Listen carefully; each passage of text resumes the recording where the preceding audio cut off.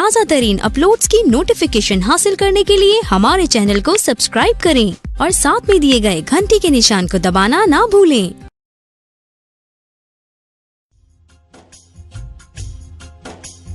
क्रियाकलापों जनित दोष की शुद्धि के लिए यथोचित रीति से पूजा करें। तदनंतर वाचक मंत्र का धीरे धीरे उच्चारण करके अंत में अग्नि में आहुति दे।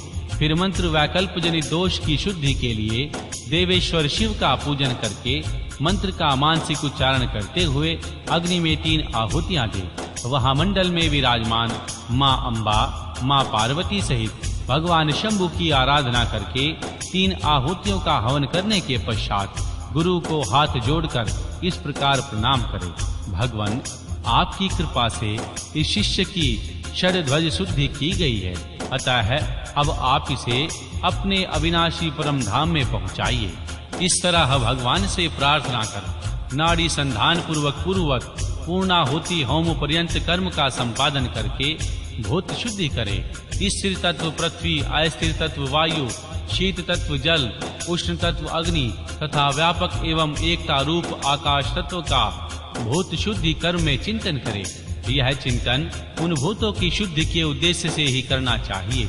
भूतों की ग्रंथियों का छेदन करके उनके अधिपतियों या अधिष्ठा देवताओं सहित उनके त्याग पूर्वक स्थिति योग के द्वारा उन्हें परम शिव में नियोजित करें। इस प्रकार शिष्य के शरीर का शोधन करके भावना द्वारा उसे दग्ध करें। उसकी राख को भावना द्वारा ही अमृत कणों में अपलावित करें। तदनंतर उसमें आत्मा की स्थापना करके उसके विशुद्ध अवध्यमय शरीर का निर्माण करें। उसमें पहले संपूर्ण अवध्यों में व्यापक शुद्ध सत्यतीता कला का शिष्य के मस्तक पर न्यास करें। फिर शांति कला का मुख में, विद्या कला का गले से लेकर नाभि पर्यंत भाग में, प्रतिष्ठा कला उसके नीचे के अंगों में चिंतन करें। तदनंतर अपने बीजों सहित सूत मंत्र का न्यास करके संपूर्ण अंगों सहित शिष्य को शिष्य स्वरूप समझे।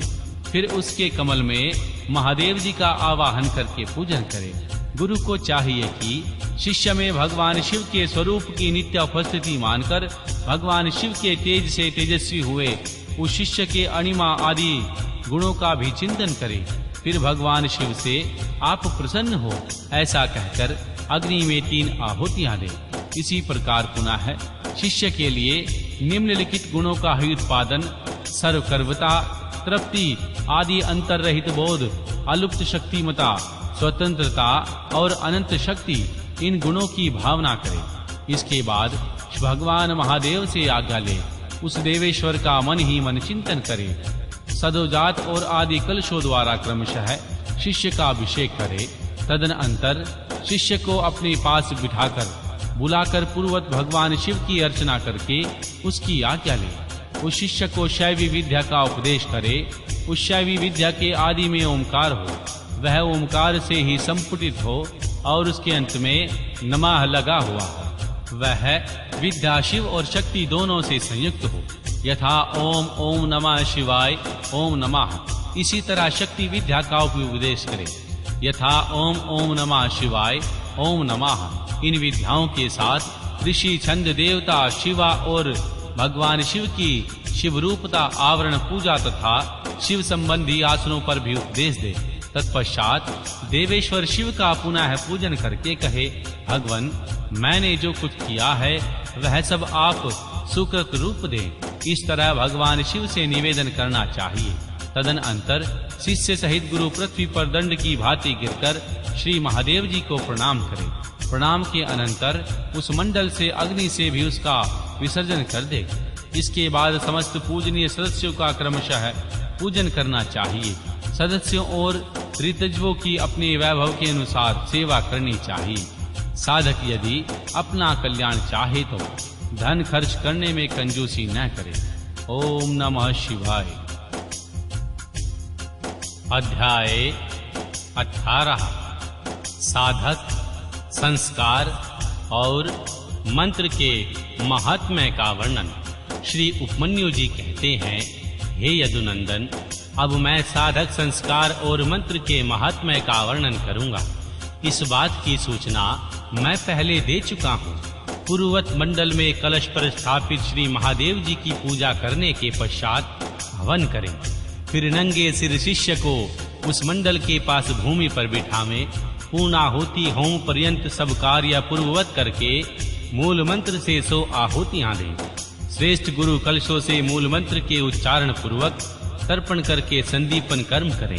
फिर क्रमशः पूर्वोक्त कर्मों का संपादन करके अभिषेक करें। तत्पश्चात गुरु शिष्य को उत्तम मंत्र दे। वहां विधोपदेशांत सब कार्य विस्तार पूर्वक संपादित करके पुष्पयुक्त जल से शिष्य के हाथ पर शैवी विद्या को समर्पित करें और इस प्रकार कहे, सौम्य, यह महामंत्र परमेश्वर भगवान शिव के कृपा प्रसाद से तुम्हारे लिए अहलौकिक तथा परलौकिक संपूर्ण सिद्धियों के फल को देने वाला हो। ऐसा क्या है, महादेव जी की पूजा करके उनकी आज्ञा ले गुरु साधक को और शिव योग को उपदेश दे। गुरु के उस उपदेश को सुनकर मंत्र साधक शिष्य उनके सामने ही विनियोग करके मंत्र साधना आरंभ करे। मूल मंत्र के साधन को पुरुषरण कहते हैं, क्योंकि विनियोग नामक कर्म सबसे पहले आचरण में लाने योग्य है। यही पुरुषरण शब्द की उत्पत्ति है। मुमुक्षु के लिए मंत्र साधन तथा अत्यंत कर्तव्य है, क्योंकि किया हुआ मंत्र साधन इस लोक और परलोक में साधक के लिए कल्याणदायक होगा। शुभ दिन और शुभ देश में निर्दोष समय दांत नाक साफ करके अच्छी तरह स्नान करें और पूर्णाहानिकालिक कृत्य पूर्ण करके यथा प्राप्त गंध पुष्पमाला तथा आभूषणों से अलंकृत हो। सिर पर पगड़ी रख दुपट्टा ओढ़ पूर्णतः श्वेत वस्त्र धारण कर देवालय में, घर में या किसी भी पवित्र तथा मनोहर देश में पहले से अभ्यास में लाए गए सुखासन से बैठकर शिव स्तोत्र पद्धति के अनुसार अपने शरीर को शिव रूप बनाए। फिर देवेश्वर देव नकुलेश्वर भगवान शिव का पूजन करके उन्हें खीर का नैवेद्य अर्पित करें। क्रमशः उनकी पूजा पूरी करके उन प्रभु को प्रणाम करें और उनके मुख से आज्ञा पाकर 1 करोड़ अथवा आधा करोड़ अथवा चौथाई करोड़ शिव मंत्र का जाप करें अथवा 20 लाख या 10 लाख जाप करें। इसके बाद से सदा खीर एवं क्षार नमक रहित अन्य पदार्थों का दिन और रात में केवल 1 बार भोजन करें। अहिंसा, क्षमा, शम, मनोनिग्रह, दम, इंद्रिय संयम का पालन करता रहे। खीर न मिले तो फल फूल आदि का भोजन करें। भगवान शिव ने निम्नलिखित भोज्य पदार्थों का विधान है जो उत्तरोत्तर श्रेष्ठ है। पहले तो चारु भक्षण करने योग्य है, उसके बाद सत्तू के कण, जौ के आटे का हलवा, साग, दूध, दही, घी, मूल, फल और जल, ये आहार के लिए विहित है। इन भक्ष्य भोज्य आदि पदार्थों को मूल मंत्र से अभिमंत्रित करके प्रतिदिन मौन भावना से भोजन करे। इस साधन में ऐसा विशेष रूप से करने का विधान है। व्रती को चाहिए कि वह 108 से मंत्र अभिमंत्रित किए हुए पवित्र जल से स्नान करे अथवा नदी नाद के जल को यथाशक्ति मंत्र जप के अभिमंत्रित करके अपने शरीर का प्रोक्षण कर ले। प्रतिदिन तर्पण करे और शिवा अग्नि में आहुति दे। हवनीय पदार्थ 7, 5 या 3 द्रव्यों के मिश्रण से तैयार करे अथवा केवल घृत से ही आहुति दे। जो शिव भक्त साधक इस प्रकार भक्ति भाव से भगवान शिव की साधना या आराधना करता है, उसके लिए इस लोक और परलोक में कुछ भी दुर्गम नहीं है। अथवा प्रतिदिन बिना भोजन किए ही एकाग्रचित्त हो सहस्त्र मंत्र का जाप किया करे। मंत्र साधना के बिना ऐसा भी हो सकता है, उसके लिए न तो कुछ दुर्लभ है और न कहीं उसका अमंगल ही होगा।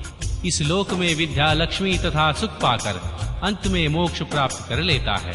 साधन, विनियोग तथा नित्य नैमित्तिक कर्म में क्रमशः जल से, मंत्र से और भस्म से भी स्नान करके पवित्र शिखा बांधकर यज्ञोपवीत धारण कर कुश की पवित्री हाथ में ले, ललाट में त्रिपुंड लगाकर रुद्राक्ष की माला लिए पंचाक्षर मंत्र का जाप करना चाहिए।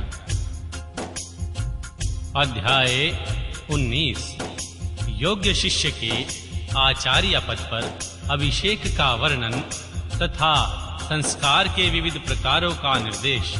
श्री उपमन्यु जी कहते हैं, हे यदुनंदन, जिनका इस प्रकार संस्कार किया गया हो और जिसने पशुपत व्रत का अनुष्ठान पूरा कर लिया हो, वह शिष्य यदि योग्य हो तो गुरु उसका आचार्य पद पर अभिषेक करे, योग्यता न होने पर ना करे। इस अभिषेक के लिए पूर्ववत मंडल बनाकर परमेश्वर शिव की पूजा करे। फिर पूर्ववत 5 कलशों की स्थापना करे। इसमें 4 तो चारों दिशाओं में हो और 5वां मध्य भाग में हो। पूर्व वाले कलश पर निवृत्ति कला का, पश्चिम वाले कलश पर प्रतिष्ठा कला का, दक्षिण वाले कलश पर विद्या कला का, उत्तर वाले कलश पर शांति कला का और मध्यवर्ती कलश पर शांतित्य कला का न्यास करें। उनमें रक्षा आदि का विधान करके धेनु मुद्रा बांधकर कलशों को अभिमंत्रित करके पूर्ववत पूर्णाहुति पर्यंत होम करे।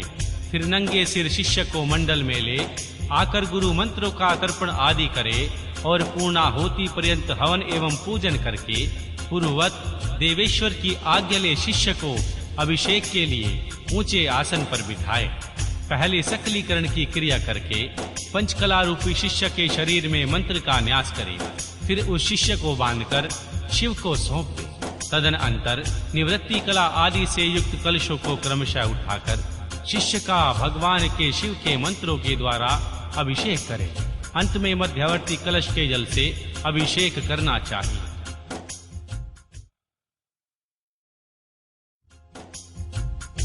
इसके बाद शिव भाव को प्राप्त हुए आचार्य शिष्य के मस्तक पर शिव हस्त रखे और उसे शिवाचार्य की संज्ञा दे। तदनंतर उनको वस्त्राभूषणों से अलंकृत करके शिव मंडल में श्री महादेव जी की आराधना करके 108 आहुति एवं पूर्णाहुति दे। फिर देवेश्वर की पूजा एवं भूतल पर साष्टांग प्रणाम करके गुरु मस्तक पर हाथ जोड़कर भगवान शिव से यह निवेदन करे, भगवान आपकी कृपा से मैंने इस योग शिष्य को आचार्य बना दिया है। हे देव, आप अनुग्रह करके इसे दिव्य आज्ञा प्रदान करें। इस प्रकार कहकर गुरु शिष्य के साथ पुनः भगवान शिव को प्रणाम करे और दिव्य शिव शास्त्र का भगवान शिव की ही भांति पूजन करे। इसके बाद भगवान शिव की आज्ञा लेकर आचार्य अपने शिष्य को अपने दोनों हाथों से भगवान शिव के संबंधी ज्ञान की पुस्तक दे। वह उस शिवागम विद्या को मस्तक पर रखकर उसे विद्यमान आसन पर रखे और यथोचित रीति से प्रणाम कर उसकी पूजा करे। तदनंतर गुरु उसे रजोचित चिन्ह प्रदान करे, क्योंकि आचार्य पदवी को प्राप्त हुआ पुरुष राज्य पाने के योग्य भी है। तत्पश्चात गुरु उसे पूर्वाचार्य द्वारा आचार्य शिव स्तोत्र आचार का अनुशासन सिखाए, जिससे सब लोकों में उसका सम्मान हो। आचार्य पदवी को प्राप्त हुआ पुरुष शिवत्रोक्त लक्षणों के अनुसार यत्न पूर्वक शिष्यों की परीक्षा करके उनका संस्कार करने में अनंतर उन्हें शिव ज्ञान का उपदेश दे। इस प्रकार वह बिना किसी आयास के सोच, क्षमा, दया, अस्पृहा, कामना त्याग तथा अनसूया, ईर्ष्या त्याग आदि गुणों का यत्न पूर्वक अपने भीतर संग्रह करे। इस तरह उस शिष्य को आदेश देकर मंडल से भगवान शिव का, शिव कलशों का तथा अग्नि आदि का विसर्जन करके वह सदस्यों को भी पूजन, दक्षिणा आदि से सत्कार करे अथवा अपने गणों सहित गुरु एक साथ ही सब संस्कार करे। जहाँ 2 या 3 संस्कारों का प्रयोग करना हो वहाँ के विधि का उपदेश किया जाता है। वहाँ आदि में अश्वशुद्धि प्रकरण में कहे अनुसार कलशों की स्थापना करे। अभिषेक के सिवा समाचार, दीक्षा सब कर्म करके भगवान शिव का पूजन और अश्वशोधन करे। अश्वशुद्धि हो जाने पर श्री महादेव जी की पूजा करे। इसके बाद हवन और मंत्र तर्पण करके दीपन कर्म करे तथा महेश्वर की आज्ञा ले शिष्य के हाथ में मंत्र समर्पण पूर्वक शेष कार्य पूर्ण कराए अथवा संपूर्ण मंत्र संस्कार का क्रमशः अनुचिंतन करके गुरु अभिषेक पर्यंत अश्वशुद्धि का कार्य संपन्न करे। वहाँ अन्य शीतता आदि कलाओं के लिए जिस विधि का अनुष्ठान किया गया है वह सारा विधान 3 तत्वों की शुद्धि के लिए भी कर्तव्य है। शिव तत्व, विद्या तत्व और आत्म तत्व, ये 3 तत्व कहे गए हैं। शक्ति से पहले भगवान शिव का, फिर विद्या का और उसके बाद उसकी आत्मा का आविर्भाव हुआ। भगवान शिव से शांततीता व्याप्त है, उसमें शांति कलाध्वा, उससे विद्या कलाध्वा, विद्या से परिशिष्ट प्रतिष्ठा कलाध्वा, और उससे निवृत्ति कलाध्वा व्याप्त है। शिव शास्त्र के पारंगत मनीषी पुरुष मंत्र मूलक संभव शैव संस्कार को दुर्लभ मानकर शक्ति संस्कार का प्रतिपादन करते हैं। हे श्री कृष्ण, इस प्रकार मैंने तुमसे संपूर्ण यह चतुर्विध संस्कार कर्म का वर्णन किया है, और अब क्या सुनना चाहते हो? अध्याय 20 अंतयार्ग अथवा मानसिक पूजन विधि का वर्णन। तदनंतर श्री कृष्ण जी के पूछने पर नित्य नैमित्य कर्म तथा न्यास का वर्णन करने के पश्चात श्री उपमन्यु जी बोले, अब मैं पूजा के विधान का संक्षेप में वर्णन करता हूँ। इसे शिव शास्त्र में भगवान शिव ने शिवा के प्रति कहा, मनुष्य अग्निहोत्र पर्यंत अंतर्याग का अनुष्ठान करके पीछे बहियार्ग ब्रहा पूजन करे। उसकी विधि इस प्रकार है। अंतर्याग में पहले पूजा द्रव्य को मन से कल्पित और शुद्ध करके श्री गणेश जी का विधि पूर्वक चिंतन एवं पूजन करें। तत्पश्चात दक्षिण और उत्तर भाग में क्रमशः नंदीश्वर और सुयसा की आराधना करके विद्वान पुरुष मन से उत्तम आसन की कल्पना करे। सिंहासन, योगासन अथवा तीनों तत्वों से युक्त पद्मासन की भावना करे। इसके ऊपर सर्व मनोहर साम भगवान शिव का ध्यान करें। वे भगवान शिव समस्त शुभ लक्षणों से युक्त और संपूर्ण अवयवों से शोभायमान हैं। वे सबसे बढ़कर हैं और समस्त आभूषण उनकी शोभा करते हैं। उनके हाथ पैर लाल हैं। उनका मुस्कुराता हुआ मुख कुंद और चंद्रमा के समान शोभा पाता है। उनकी अंग कांति शुद्ध स्फटिक के समान निर्मल है। नेत्र तीन प्रफुल्ल कमल की भांति सुंदर है। चार सुंदर भुजाएं हैं। उत्तम अंग और मनोहर चंद्रकला का मुकुट धारण किए हुए भगवान हर अपने दो हाथों में वरद तथा अभय की मुद्रा धारण करते हैं और शेष दो हाथों में मृग मुद्रा एवं टंक लिए हुए हैं। उनकी कलाई में सर्पों की माला कड़े का काम देती है। गले के भीतर मनोहर नील चिन्ह शोभित होता है। उनकी कहीं कोई उपमा नहीं है। वे अपने अनुगामी सेवकों तथा आवश्यक उपकरणों के साथ विराजमान हैं। इस तरह ध्यान करके उनके वाम भाग में महेश्वरी देवी शिवा का चिंतन करें। शिवा की अंग कांति प्रफुल्ल कमल दल के समान परम सुंदर है। उनके नेत्र बड़े बड़े हैं। मुख पूर्ण चंद्रमा के समान सुशोभित है। मस्तक पर काले काले घुंघराले केश शोभा पाते हैं। वे नील उत्पल दल के समान कांतिमती हैं। मस्तक पर अर्ध चंद्र का मुकुट धारण करती हैं। उनके पीन पायोधर अत्यंत गोल घनीभूत ऊंचे और स्निग्ध है। शरीर का मध्य भाग कृश है। पिताम्ह भाग स्थूल है। वे महीन पीले वस्त्र धारण किए हुए हैं। संपूर्ण आभूषण उनकी शोभा बढ़ाते हैं। ललाट पर लगे हुए सुंदर तिलक से उनका सौंदर्य और खिल उठा है। विचित्र फूलों की माला से गुफित केशपाल उनकी शोभा बढ़ाते हैं। उनकी आकृति सब ओर से सुंदर और सुडौल है। मुख लज्जा से कुछ झुका है। वे दाहिने हाथ में शोभाशाली सुवर्णमय कमल धारण किए हुए हैं और दूसरे हाथ को दंड की भांति सिंहासन पर रखकर उनका सहारा ले महान आसन पर बैठी हुई है। देवी शिवा समस्त पाशों का छेदन करने वाली साक्षात सच्चिदानंद स्वरूपिणी है। इस प्रकार श्री महादेव और श्री महादेवी का ध्यान करके शुभ एवं श्रेष्ठ आसन पर संपूर्ण उपचारों से युक्त भवमय पुष्पों द्वारा उनका पूजन करें, अथवा उपयुक्त वर्णन के अनुसार प्रभु शिव की एक मूर्ति बनवा ले। उसका नाम शिव या सदाशिव हो। दूसरी मूर्ति शिवा की होनी चाहिए। उनका नाम महेश्वरी षड्विष्का अथवा श्री कण हो। तो फिर उनके ही शरीर की भांति मूर्ति में मंत्र न्यास आदि करके उस मूर्ति में सत असत से मूर्तिमान परम शिव का ध्यान करें। इसके बाद ब्राह्म पूजन से ही क्रम से मन से पूजा संपादित करें। तत्पश्चात समिधा और घी आदि से नाभि में होम की भावना करें। तदनंतर भूमध्य में शुद्ध दीप शिखा के समान आकार वाले ज्योतिर्मय भगवान शिव का ध्यान करें। इस प्रकार अपने अंग में अथवा स्वतंत्र विग्रह में शुभ ध्यान योग के द्वारा अग्नि में होम पर्यंत सारा पूजन कराना चाहिए।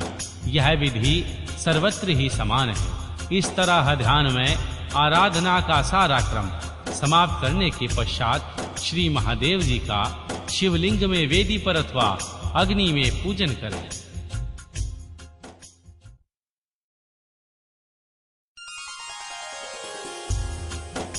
अध्याय 21 व 23 भगवान शिव की पूजन की विधि। श्री उपन्यु जी कहते हैं, हे यदुनंदन, विशुद्धि के लिए मूल मंत्र से गंध चंदन मिश्रित जल के द्वारा पूजा स्थान का प्रोक्षण करना चाहिए। इसके बाद वहां फूल बिखेरे, अस्त्र मंत्र फट का उच्चारण करके विघ्नों को भगाएं। फिर कवच मंत्र हुमों से पूजा स्थान को सब ओर से अवनुगष्ठित करके अस्त्र मंत्र का संपूर्ण दिशाओं में न्यास करके पूजा भूमि की कल्पना करें। वहां सब ओर कुशा बिछा दें और प्रोक्षण आदि के द्वारा उस भूमि का प्रक्षालन करें। पूजा संबंधी समस्त पात्रों का शोधन करके द्रव्य शुद्धि करें। प्रोक्षणीय पात्र, अर्घ पात्र, पग पात्र और आचमनीय पात्र, इन चारों का प्रक्षालन, प्रोक्षण और विरक्षण करके इनमें शुभ जल डालें और जितने मिल सके उन सभी पवित्र द्रव्यों को उनमें डालें। पंचरत्न, चांदी, सोना, गंध, पुष्प, अक्षत आदि तथा फल, पल्लव और कुश, ये सब अनेक प्रकार के पुण्य द्रव्य हैं। स्नान और पीने के जल में विशेष रूप से सुगंध आदि एवं शीतल मनोयोग्य पुष्प आदि अर्पित करें और इसके पश्चात भगवान शिव का ध्यान करें। पग पात्र में खस और चंदन छोड़ना चाहिए। आचमनीय पात्र में विशेषता है जयफल, कंकोल, कपूर, सहीजन और तमाल का चूर्ण करके डालना चाहिए। इलायची सभी पात्रों में डालने की वस्तु है। कपूर, चंदन, कुशाभाग, अक्षत, जौ, धान, तिल, घी, सरसों फूल और भस्म, इन सब को अर्घ पात्र में छोड़ना चाहिए। कुश, फूल, जौ, धान, सहीजन, तमाल और भस्म, इन सब का प्रोक्षणीय पात्र में प्रेक्षण करना चाहिए। सर्वत्र मंत्र न्यास करके कवच मंत्र से प्रत्येक पात्र को बाहर से अवधेष्टित करें। तत्पश्चात अस्त्र मंत्र से उनकी रक्षा करके धेनु मुद्रा दिखाएं। पूजा के सभी द्रव्यों का प्रोक्षणी पात्र के जल से मूल मंत्र द्वारा प्रोक्षण करके विधिवत शोधन करें। श्रेष्ठ साधक को चाहिए कि अधिक पात्रों के न मिलने पर सब कर्मों के एकमात्र प्रोक्षणी पात्र को ही संपादित करके रखे और उसी के जल से सामान्य अर्घ आदि दे। तत्पश्चात मंडप के दक्षिण द्वार भाग में भक्ष्य भोज्य आदि के क्रम से विधिवत विनायक देव की पूजा करके अंतपुर के स्वामी साक्षात श्री नंदीश्वर की भली भांति पूजा करें। उनकी अंग कांति सुवर्णमय पर्वत के समान है। समस्त आभूषण उनकी शोभा बढ़ाते हैं। मस्तक पर बालचंद्र का मुकुट सुशोभित होता है। उनकी मूर्ति सौम्य है। वे 3 नेत्र और 4 भुजाओं से युक्त हैं। उनके एक हाथ में चमचमाता हुआ त्रिशूल और दूसरे में मृगी, तीसरे में टंक और चौथे में तीखा बेत है। उसके मुख की कांति चंद्रमंडल के समान उज्जवल है। मुख वानर के सादृश है। द्वार के उत्तम पार्श्व में उनकी पत्नी सुयसा है, जो मारुद गणों की कन्या है। वे उत्तम व्रत का पालन करने वाली हैं और मां पार्वती के चरणों का श्रृंगार करने में लगी रहती हैं। उनका पूजन करके परमेश्वर शिव के भवन के भीतर प्रवेश करें और उन द्रव्यों में शिवलिंग का पूजन करके निर्माल्य को वहां से हटा लें। तदनंतर फूल धोकर भगवान शिव के मस्तक पर उनकी शुद्धि के लिए रखें। फिर हाथ में फूल लें, यथाशक्ति मंत्र का जाप करें। इसमें मंत्र की शुद्धि होती है। ईशान कोण में चंडी की आराधना करके उन्हें पूर्वोक्त निर्माल्य अर्पित करें। तत्पश्चात इष्ट देव के लिए आसन की कल्पना करें। क्रमशः आधार आदि का ध्यान करें। कल्याण में आधार शक्ति भूतल पर विराजमान है और उनकी अंग कांति श्याम है। इस प्रकार उनके स्वरूप का चिंतन करें। उनके ऊपर फन उठाए सर्पाकार अनंत बैठे हैं, जिनकी अंग कांति उज्जवल है। वे 5 फनों से युक्त हैं और आकाश को चाटते हुए जान पड़ते हैं। अनंत के ऊपर भद्रासन है, जिनके चारों पायों में सिंह की आकृति बनी हुई है। वे चारों पाए क्रमशः धर्म, वैराग्य और ऐश्वर्य रूप हैं। धर्म नाम वाला पाया आग्नेय कोण में है और उसका रंग सफेद है। ज्ञान नामक पाया नैर्द्र कोण में है और उसका रंग लाल है। वैराग्य व्याव्या कोण में है और उसका रंग पीला है तथा ऐश्वर्य ईशान कोण में है और उनका वर्ण श्याम है। अधर्म आदि आसन के पूर्वादि भागों में क्रमशः स्थित है, अर्थात अधर्म पूर्व में, अज्ञान दक्षिण में, अवैराग्य पश्चिम में और अनैश्वर्य उत्तर में है। इनसे उनके अंग राजाव्रत मणि के समान ऐसी भावना करनी चाहिए। इस भद्रासन को ऊपर से आच्छादित करने वाला श्वेत निर्मल पद्म आसन है। अणिमा आदि 8 ऐश्वर्य गुण ही उस कमल के अष्टदल है। वामदेव आदि रुद्र अपनी वामा आदि शक्तियों के साथ उस कमल के समान केसर में है। वे मनोमणि अति अनंत शक्तियां बीज हैं। अपर वैराग्य कर्णिका स्वरूप ज्ञान नाल है। शिव धर्म कंद है। कर्णिका के ऊपर 3 मंडल, चंद्र मंडल, सूर्य मंडल और वाहिन मंडल है, और उन मंडलों के ऊपर आत्म तत्व, विद्या तत्व तथा शिव तत्व का त्रिविध आसन है। इन सब आसनों के ऊपर विचित्र बिछौनों से आच्छादित एक सुखद दिव्य आसन की कल्पना करें, जो शुद्ध विद्या से अत्यंत प्रकाशमान हो। आसन के अनंतर आवाहन, स्थापन, सनिधरोधन, निरीक्षण एवं नमस्कार करें। इन सब की पृथक पृथक मुद्राएं बांध कर दिखाएं। तदनंतर पाघ, आचमन, अर्घ, स्नाननीय वस्त्र, यज्ञोपवीत, गंध, पुष्प, धूप, दीप, नैवेद्य और तंबूल देकर देवी शिवा और भगवान शंकर को शयन कराएं, अर्थात उपयुक्त रूप से आसन और मूर्ति की कल्पना करके मूल मंत्र एवं ईशान आदि ब्रह्म मंत्रों द्वारा सकलीकरण की क्रिया करके देवी पार्वती सहित परम कारण भगवान शिव का आवाहन करें। भगवान शिव की अंग कांति शुद्ध स्फटिक के समान उज्जवल है। वे निश्चल, अविनाशी, समस्त लोकों के परम कारण है। सर्वलोक स्वरूप, सबके बाहर भीतर विद्वान है। सर्वव्यापी, अणु से अणु और महान से भी महान है। भक्तों को अनायास ही दर्शन देते हैं। सबके ईश्वर एवं अव्यय है। श्री ब्रह्मा, श्री इंद्र, श्री विष्णु तथा भगवान रुद्र आदि देवताओं के लिए भी अगोचर है। संपूर्ण वेदों के सार तत्व हैं। विद्वानों के भी दृष्टि पथ में नहीं आते। आदि, मध्य और अंत से रहित हैं। भाव रोगग्रस्त प्राणियों के लिए औषध रूप हैं। शिव तत्व के रूप में विख्यात हैं और सबका कल्याण करने के लिए जगत में सुस्थिर शिवलिंग के रूप में विद्यमान है। ऐसी भावना करके भक्ति भाव से गंध, दीप, धूप और नैवेद्य इन 5 उपचारों द्वारा उत्तम शिवलिंग का पूजन करें। परमात्मा महेश्वर भगवान सिंह की लिंगमयी मूर्ति के स्नान काल में जय जयकार आदि शब्द और मंगल पाठ करें। पंचगव्य श्री घी, दूध, दही, मधु और शर्करा के साथ फल मूल के सारे तत्व से, तिल, सरसों, सत्तू के उपदन से, जौ आदि के उत्तम बीजों से, उड़द आदि के चूर्णों से तथा आटा आदि से आलेपन करके गर्म जल से शिवलिंग को नहलाएं। लेप और गंध के निवारण के लिए बिल्व पत्र आदि से रगड़ें। फिर जल से नहलाकर चक्रवर्ती सम्राट के लिए उपयोगी उपचारों से अर्थात सुगंधित तेल, फुलेत आदि के द्वारा सेवा करें। सुगंध युक्त वाला आंवला और हल्दी भी क्रमशः अर्पित करें।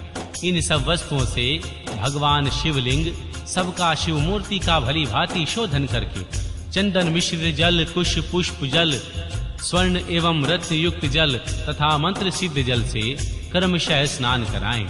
इन सब द्रव्यों का मिलना संभव न हो तो यथा संभव संग्रहित वस्तुओं से युक्त जल द्वारा, केवल अभिमंत्रित जल द्वारा श्रद्धा पूर्वक भगवान शिव को स्नान कराएं। कलश, शंख और वर्धनी से तथा कुश और पुष्प से युक्त हाथ से जल से मंत्रोच्चारण पूर्वक इष्ट देवता को नहलाना चाहिए। पवनामान सूक्त, रुद्र सूक्त, नील सूक्त, त्वरित मंत्र, लिंग सूक्त आदि सूक्त, अर्थर्वशीष, ऋग्वेद, सामवेद तथा शिव संबंधी ईशान आदि 5 महामंत्र, शिव मंत्र तथा प्रणव से देवेश्वर देव भगवान शिव को स्नान कराएं। जैसे श्री महादेव जी ने पहले कहा है, उसी तरह श्री महादेवी पार्वती को भी स्नान आदि कराना चाहिए। उन दोनों में कोई अंतर नहीं है, क्योंकि वे दोनों सर्वथा समान हैं। पहले महादेव जी के उद्देश्य से स्नान आदि क्रिया करके फिर देवी के लिए उन्हीं देवादिदेव आदेश से सब कुछ करें। अर्धनारीश्वर की पूजा करनी हो तो उनमें पूर्वापर का विचार नहीं करना चाहिए। अतः है उनमें महादेव और महादेवी की एक साथ पूजा होती रहती है। शिवलिंग में या अन्यत्र मूर्ति आदि में अर्धनारीश्वर की भावना से सभी उपचारों का भगवान शिव और देवी शिवा के लिए एक साथ ही उपयोग होता है। पवित्र सुगंधित जल से शिवलिंग का अभिषेक करके उसे वस्त्र से पोंछें, फिर नूतन वस्त्र यज्ञोपवीत चढ़ाएं। तत्पश्चात पाग, आचमन, अर्घ, गंध, पुष्प, आभूषण, धूप, दीप, नैवेद्य, पीने योग्य जल, मुख शुद्धि, पुनराचमन, मुखवास तथा संपूर्ण रत्नों से जड़ित सुंदर मुकुट, आभूषण, नाना प्रकार की पवित्र पुष्प मालाएं, छत्र, चवर, व्यंजन, ताड़ का पंख और दर्पण देकर सब प्रकार की मंगलमयी बाह ध्वनियों के साथ इष्ट देव की निराजना करें, आरती उतारें। उस समय गीत और नृत्य के साथ जय जयकार भी होना चाहिए। सोना चांदी में, तांबा अथवा मिट्टी के सुंदर पत्र में कमल आदि के शोभायमान फूल रखें। कमल के बीज तथा दही, अक्षत आदि भी डालें। त्रिशूल, शंख, 2 कमल, नाधावृत नामक शंख विशेष, सूखे गोबर की आग, श्री वस्त्र, स्वास्तिक, दर्पण, वस्त्र तथा अग्नि आदि से चिन्हित पात्र में 8 दीपक रखें। वे 8 दिशाओं में रहें और एक नवा दीपक मध्य भाग में रहे। इन 9 दीपकों में वामा आदि नवशक्तियों का पूजन करें। फिर कवच मंत्र से आच्छादन और अस्त्र मंत्र द्वारा सब ओर से संरक्षण धेनु मुद्रा दिखाकर दोनों हाथों से पत्र को ऊपर उठाएं अथवा पत्र में क्रमशः 5 दीप रखें। 4 को कोनों में और 1 को बीच में स्थापित करें। तत्पश्चात उस पत्र को उठाकर भगवान शिवलिंग या शिव मूर्ति आदि के ऊपर क्रमशः 3 बार प्रदक्षिणा क्रम से घुमाएं और मूल मंत्र का उच्चारण करते रहें। तदनंतर मस्तक पर अर्घ और सुगंधित भस्म चढ़ाएं। फिर पुष्पांजलि देकर उपहार निवेदन करें। इसके बाद जल देकर आचमन कराएं। फिर सुगंधित द्रव्य से युक्त 5 तंबूल भेंट करें। तत्पश्चात प्रोक्षणीय पदार्थों का प्रोक्षण करके नृत्य और गीत का आयोजन करें। लिंग या मूर्ति आदि में भगवान शिव और मां पार्वती का चिंतन करते हुए यथाशक्ति शिव मंत्र का जाप करें। जाप के पश्चात प्रदक्षिणा, नमस्कार, स्तुति पाठ, आत्मसमर्पण का कार्य विनय पूर्वक विपानन करें। फिर अर्घ और पुष्पांजलि दे विधिवत मुद्रा बांधकर इष्ट देव से त्रुटियों के लिए क्षमा प्रार्थना करें। तत्पश्चात मूर्ति सहित देव का विसर्जन करके अपने हृदय में उनका चिंतन करें। पग से लेकर मुख स्वर पर्यंत पूजन करना चाहिए, अर्थात अर्घ आदि से पूजन आरंभ करना चाहिए। अधिक संकट की स्थिति में प्रेम पूर्वक केवल पुष्प मात्र चढ़ा देना चाहिए। प्रेम पूर्वक पुष्प मात्र चढ़ा देने से ही परम धर्म का संपादन हो जाता है। जब तक प्राण रहे भगवान शिव का पूजन किए बिना भोजन नहीं करना चाहिए। ओम नमो शिवाय। अध्याय 24 भगवान शिव की पूजा विशेष की विधि तथा भगवान शिव की भक्ति की महिमा। श्री उपमन्यु जी कहते हैं, हे यदुनंदन, दीपदान के बाद और नैवेद्य निवेदन के पहले आवरण पूजा करनी चाहिए अथवा आरती का समय आने पर आवरण पूजा करें। वहां भगवान शिव या देवी शिवा के प्रथम आवरण में ईशान से लेकर सजोजात पर्यंत तथा हृदय से लेकर अस्त पर्यंत का पूजन करें। ईशान में पूर्व भाग में, दक्षिण में, उत्तर में, पश्चिम में, आग्नेय कोण में, ईशान कोण में, नैस्त्रक कोण में, वायव्य कोण में और फिर ईशान कोण में। तत्पश्चात चारों दिशाओं में गर्भवर्ण तथा अथवा मंत्र की संज्ञात पूजा बताई गई। या हृदय से लेकर अस्त पर्यंत अंगों की पूजा करें। इसके ब्राह भाग में पूर्व दिशा में, इंद्र का दक्षिण दिशा में, यम का पश्चिम दिशा में, वरुण का उत्तर दिशा में, कुबेर का ईशान कोण में, अग्नि में अग्नि का नैत्य कोण में, ऋति का वायव्य कोण में, वायु का नैत्य और पश्चिम के बीच में, अनंत या श्री विष्णु का तथा ईशान और पूर्व के बीच में श्री ब्रह्मा का पूजन करें। कमल के ब्राह भाग में वज्र से लेकर कमल पर्यंत लोकेश्वरों से सुप्रसिद्ध आयुधों का पूर्वादि दिशाओं में क्रमशः पूजन करें। यह ध्यान करना चाहिए कि समस्त अवधारण देवता सुखपूर्वक बैठकर श्री महादेव जी की महादेवी की ओर दोनों हाथ जोड़े देख रहे।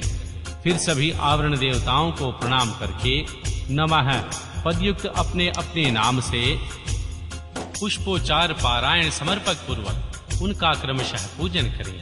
यथाशक्ति इंद्राय नमः पुष्प समर्पयामि इत्यादि। इसी तरह गर्भधारण का भी अपने आवरण संबंधी मंत्र से यजन करें। योग, ध्यान, होम, जप, ब्राह अथवा आभ्यंतर में भी देवता का पूजन करना चाहिए।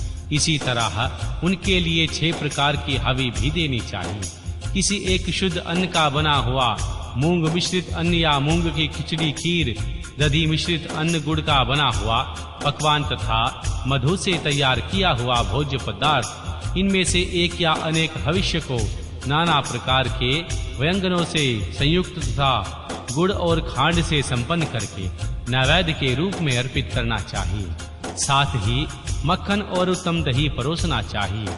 पुआ आदि अनेक प्रकार के भक्ष्य पदार्थ और स्वादिष्ट फल देने चाहिए। लाल चंदन और पुष्प वसित अनन्य शीतल जल अर्पित करने चाहिए। मुख शुद्धि के लिए मधुर इलायची के रस से युक्त सुपारी के टुकड़े, खैर आदि से युक्त सुनहरे रंग के पीले पान के पत्तों से बने हुए बीड़े, शिलाजीत का चूर्ण, सफेद चूना जो अधिक सूखा या दूषित ना हो, कपूर, कंकोल, नूतन एवं सुंदर जयफल आदि अर्पित करने चाहिए। आलेपन के लिए चंदन का मूल काष्ठ अथवा उसका चूरा, कस्तूरी, कुमकुम, मृद, मंदक रस होने चाहिए। फूल वे ही चढ़ाने चाहिए जो सुगंधित, पवित्र और सुंदर हो। गंध रहित, उत्कृष्ट गंध वाले, दूषित, बासी तथा स्वयं ही टूटकर गिरे हुए फूल भगवान शिव के पूजन में नहीं देने चाहिए। कोमल वस्त्र ही चढ़ाने चाहिए।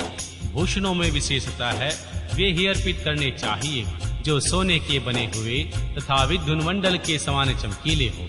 ये सब वस्तुएं कपूर, गुग्गुल, अंगूर और चंदन से भूषित तथा पुष्प समूह से सुवासित होनी चाहिए। चंदन, अगरू, कपूर, सुगंधित काष्ठ तथा गुग्गुल के चूर्ण, घी और मधु से बना हुआ धूप उत्तम माना गया है। कपिला गाय के अत्यंत सुगंधित घी से प्रतिदिन दिए जलाए कपूर युक्त दीप श्रेष्ठ माने गए हैं। पंचगम्य, मीठा और कपिला गाय का दूध, दही एवं घी ये सब भगवान शंकर के स्नान और पान के लिए अभिष्ट हैं। हाथी के दांत के बने हुए भद्रासन जो स्वर्ण एवं रत्नों से जड़ित हैं, भगवान शिव के लिए श्रेष्ठ बताए गए हैं। उन आसनों पर चित्रित बिछाया कोमल गद्दे और तकिया होने चाहिए। इसके सिवाय और भी बहुत सी छोटी बड़ी सुंदर एवं सुखद शैयाएं होनी चाहिए। मुद्रा गामिनी, नदी एवं नाद से लाया तथा कपड़े से छान कर रखा हुआ शीतल जल भगवान शंकर के स्नान और पान के लिए श्रेष्ठ कहा गया है। चंद्रमा के समान उज्जवल छत्र जो मोतियों की लड़ियों से शोभित, नवरत्न जड़ित, दिव्य एवं सुवर्ण में अर्पित करने योग्य है। सुवर्ण भूषित 2 श्वेत चवर जो रत्नमय दंडों से शोभायमान तथा 2 राजहंसों के समान आकार वाले हों, भगवान शिव की सेवा में देने योग्य हैं। सुंदर एवं स्निग्ध दर्पण जो दिव्य गंध से अनुलिप्त, सब ओर से रत्नों द्वारा आच्छादित तथा सुंदर हारों से विभूषित हो, भगवान शंकर को अर्पित करने चाहिए। इसके पूर्व में हंस, कुंद एवं चंद्रमा के समान उज्जवल तथा गंभीर ध्वनि करने वाले शंख का उपयोग करना चाहिए, जिसके मुख और पृष्ठभाग आदि में रत्न स्वर्ण जड़े गए हैं। शंख के सिवा नाना प्रकार की ध्वनि करने वाले वाद्य विशेष जो स्वर्ण निर्मित तथा मोतियों से अलंकृत हों, बजाने चाहिए। इसके अतिरिक्त भेरी, मृदंग, मुरज, तिच्छिम और पटाह आदि बाजे भी जो समुद्र की गर्जना के समान ध्वनि करने वाले हों, यत्न पूर्वक जुटाकर सामने रखने चाहिए। पूजा के सभी पात्र, भांड भी सुवर्ण के ही बनाए गए। परमात्मा महेश्वर शिव का मंदिर राजमहल के समान बनवाना चाहिए, जो शिल्प पात्र में बताए हुए लक्षणों से युक्त हो। वह ऊंची 4 दीवारी से घिरा हो, उसका गोपुर इतना ऊंचा हो कि पर्वताकार दिखाई दे। वह अनेक दरवाजों से रत्नों से छादित हो, उनके दरवाजे के फाटक सोने के बने हुए हैं। उस मंदिर के मंडप में तपाए हुए सोने तथा रत्नों के सैकड़ों खंभे लगे हों, चदोवे से मोतियों की लड़ियां लगी हो, दरवाजे के फाटक में मूंगे जड़े गए हों, मंदिर का शिखर कोने से बने हुए दिव्य कलशाकार मुकुटों से अलंकृत एवं अस्त्रराज त्रिशूल से चिन्हित हो। न्यायोपार्जित द्रव्यों से भक्ति पूर्वक श्री महादेव जी की पूजा करनी चाहिए। यदि अनन्योपार्जित द्रव्य से भी भक्ति पूर्वक भगवान शिव की पूजा नहीं करते तो उसमें कोई पाप नहीं लगता, क्योंकि भगवान भाव के वशीभूत हैं। न्यायोपार्जित धन से भी यदि बिना कोई भक्ति के पूजन करता है उसे उसका फल नहीं मिलता, क्योंकि पूजा की सफलता में भक्ति ही कारण है। भक्ति से अपने वैभव के अनुसार भगवान शिव के उद्देश्य से जो कुछ किया जाए वह थोड़ा या बहुत करने वाला धनी हो या दरिद्र, दोनों का समान फल है। जिसके पास बहुत थोड़ा सा धन है वह मानव भी भक्ति भाव से प्रेरित होकर भगवान शिव का पूजन कर सकता है, किंतु महान वैभवशाली भी यदि भक्तिहीन है तो उसे भगवान शिव का पूजन नहीं करना चाहिए। भगवान शिव के प्रति भक्तिहीन पुरुष यदि अपना सर्वस्व भी दे डाले तो उससे वह शिव आराधना के फल का भागी नहीं होता, क्योंकि आराधना में भक्ति ही कारण है। भगवान शिव के प्रति भक्ति छोड़कर कोई अनंत उग्र तपस्याओं और संपूर्ण महायज्ञों से भी दिव्य शिव धाम में नहीं जा सकता। अतः है हे श्री कृष्ण, सर्वत्र परमेश्वर भगवान शिव के आराधन में भक्ति का ही महत्व है। यह गृहा से भी गृहातर है, इसमें संदेह नहीं है। पाप के महासागर को पार करने के लिए भगवान शिव की भक्ति नौका के समान है, इसलिए जो भक्ति भाव से युक्त उसे रजोगुण और तमोगुण से क्या हानि हो सकती है। हे श्री कृष्ण, अन्यतज अधम मूर्ख अथवा पतित मनुष्य भी यदि भगवान शिव की शरण में चला जाए तो वह समस्त देवताओं एवं असुरों के लिए भी पूजनीय हो जाता है। अतः है सर्वथा प्रयत्न करके भक्ति भाव से ही भगवान शिव की पूजा करें, क्योंकि अभक्तों को कहीं भी फल नहीं मिलता।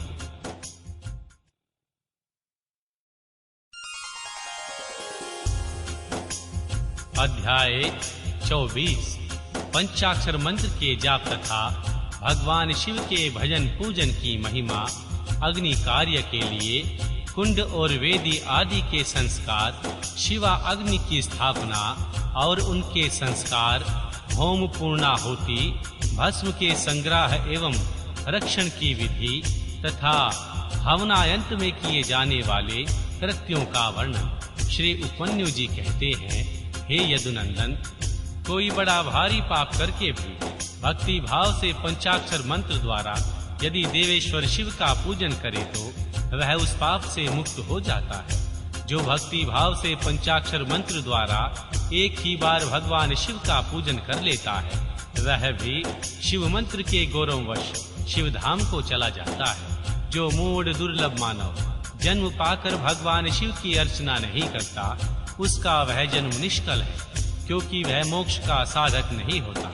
जो दुर्लभ मानव जन्म पाकर पिनाकमणि श्री महादेव जी की आराधना करते हैं उन्हीं का जन्म सफल है और वे ही कृतार्थ एवं श्रेष्ठ मनुष्य हैं। जो भगवान शिव की भक्ति में तत्पर रहते हैं, जिनका चित्त भगवान शिव के सामने प्रणत होता है तथा जो सदा ही भगवान शिव के चिंतन में लगे रहते हैं, वे कभी दुखों के भागी नहीं होते। मनोहर भवन हाव भाव विलास से विभूषित तरुणी स्त्रियां जिसने पूर्ण तृप्ति हो जाए, इतना धन वे सब भगवान शिव की आराधना के फल है। जो देवलोक में महान भोग और राज्य चाहते हैं वे सदा भगवान शिव के चरणारविंदों का चिंतन करते हैं। सौभाग्य, कांति, मान, रूप, बाल त्याग, दया भाव, शूरता और विश्व में विख्याति, ये सब बातें भगवान शिव की पूजा करने वाले लोगों को ही सुलभ होती हैं। इसीलिए जो अपना कल्याण चाहता हो उसे सब कुछ छोड़कर केवल भगवान शिव में ही मन लगा उनकी आराधना करनी चाहिए। जीवन बड़ी तेजी से जा रहा है, जवानी शीघ्रता से बीती जा रही है और रोग तीव्र गति से निकट आ रहा है। इसीलिए सबको पिनाकमणि श्री महादेव जी की पूजा करनी चाहिए। जब तक मृत्यु नहीं आ जाती तब तक वृद्धावस्था का आक्रमण नहीं होता। जब तक इंद्रियों की शक्ति क्षीण नहीं होती तब तक ही भगवान शंकर की आराधना कर लो। भगवान शिव की आराधना के समान कोई दूसरा धर्म तीनों लोकों में नहीं है। अब मैं अग्नि कार्य का वर्णन करूंगा। कुंड में स्था पिंडल पर वेदी के लोहे के हवन पात्र में या नूतन सुंदर मिट्टी के पात्र में विधि पूर्वक अग्नि की स्थापना करके उसका संस्कार करें। तत्पश्चात वहां श्री महादेव जी की आराधना करके होम कर्म आरंभ करें। कुंड 2 या 1 हाथ लंबा चौड़ा होना चाहिए। वेदी को गोल या चकोर बनाना चाहिए। साथ ही मंडल भी बनाना आवश्यक है। कुंड विस्तृत और गहरा होना चाहिए। उसके मध्य भाग में अष्टदल कमल अंकित रहे। वह 2 या 4 अंगुल का ऊंचा हो। कुंड के भीतर की 2 बित्ते की ऊंचाई पर नाभि की स्थिति बताई जाती है। मध्यमा अंगुली के मध्यमा और उत्तम पर्वों के बराबर मध्य भाग या कटी भाग जानना चाहिए। साधु पुरुष 24 अंगुल के बराबर 1 हाथ का परिमाण बताते हैं। कुंड की 2 या 3 एक मेखला होनी चाहिए। इन मेखलाओं का इस तरह निर्माण करें जिससे कुंड की शोभा बढ़े। सुंदर और चिकनी योनि बनाएं जिनकी आकृति पीपल के पत्ते की भांति अथवा हाथी के अधरोष्ट के समान हो। कुंड के दक्षिण या पश्चिम भाग में मेखला के बीचों बीच सुंदर योनि का निर्माण करना चाहिए। जो मेखला से कुछ नीची हो उसका अग्रभाग कुंड की ओर हो तथा वह मेखला को कुछ छोड़कर बनाई गई है। वेदी के लिए ऊंचाई का कोई नियम नहीं है। वह मिट्टी या बालू की होनी चाहिए। गाय के गोबर या जल से मंडल बनना चाहिए। पात्र का परिमाण नहीं बताया गया है। कुंड और मिट्टी की वेदी को गोबर और जल से लीपना चाहिए।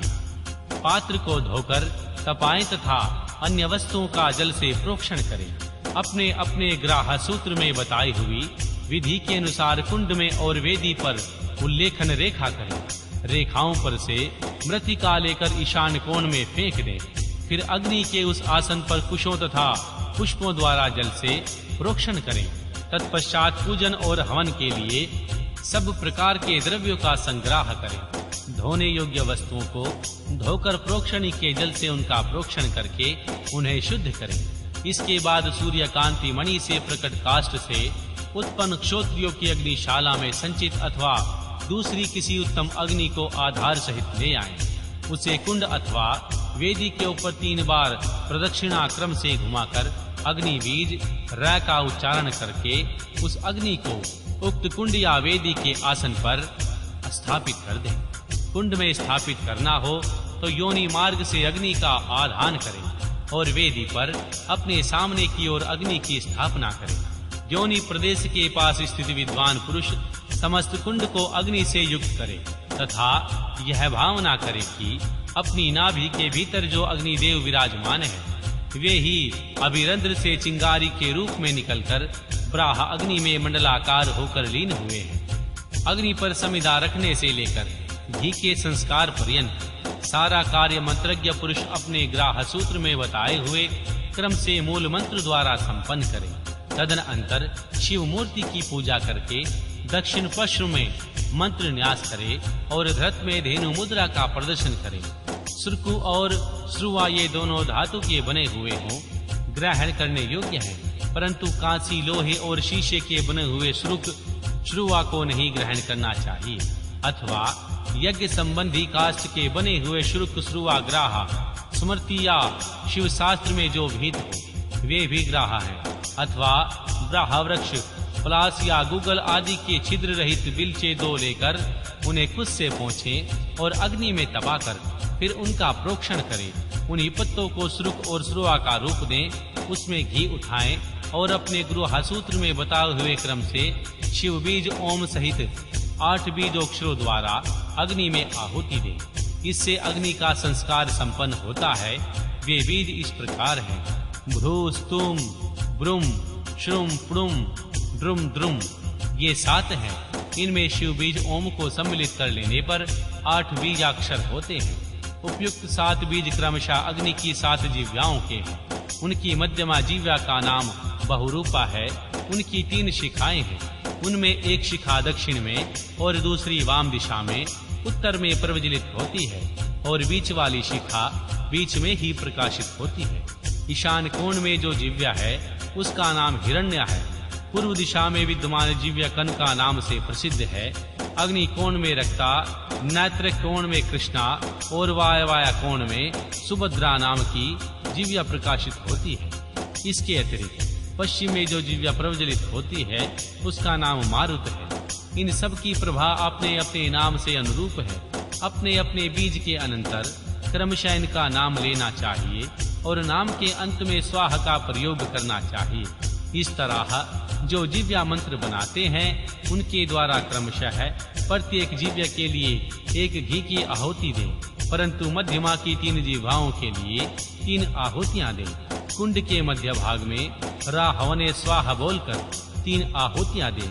ये आहुतियां घी अथवा समिधा से देनी चाहिए। आहुति देने के पश्चात अग्नि में जल का सेचन करें। ऐसा करने पर वह अग्नि भगवान शिव की हो जाती है। फिर उसमें भगवान शिव का आसन चिंतन करें और वहां अर्धनारीश्वर भगवान शिव का आवाहन करके पूजन करें। पग अर्घ आदि से लेकर दीपदान पर्यंत पूजन करके अग्नि का जल से प्रोक्षण करें। तत्पश्चात समिधाओं को आहुति दें। वे समिधाएं प्लास की या गूगल आदि दूसरे यक्षीय वृक्ष की होनी चाहिए। उनकी लंबाई 12 अंगुल की हो। टेढ़ी मेढ़ी समिधाएं ना हो, स्वाथा सूखी हुई भी ना हो, जिनके छिलके ना उतारे हों तथा उन पर किसी प्रकार की चोट न हो। सब समिधाएं एक सी होनी चाहिए। 10 अंगुल लंबी समिधाएं भी हवन के लिए विहित हैं। उनकी मोटाई कनिष्ठिका का अंगुली के समान होनी चाहिए अथवा प्रदेश मात्र अंगूठे से लेकर तर्जनी पर्यंत लंबी समिधाएं उपयोग में लानी चाहिए। यदि उपयुक्त समिधाएं ना मिले तो जो मिल सके उन सब का ही हवन करना चाहिए। समिधा हवन के बाद घी की आहुति दें। घी की धारा पूर्वदल के समान पतली और 4 अंगुल लंबी हो। इसके बाद अन्न की आहुति देनी चाहिए, जिसका प्रत्येक ग्रास 16 मासे के बराबर हो। लावा, सरसों, जौ और तिल इन सब में घी मिलाकर यथा संभव भक्ष्य, लेह और चोष्य का भी मिश्रण करें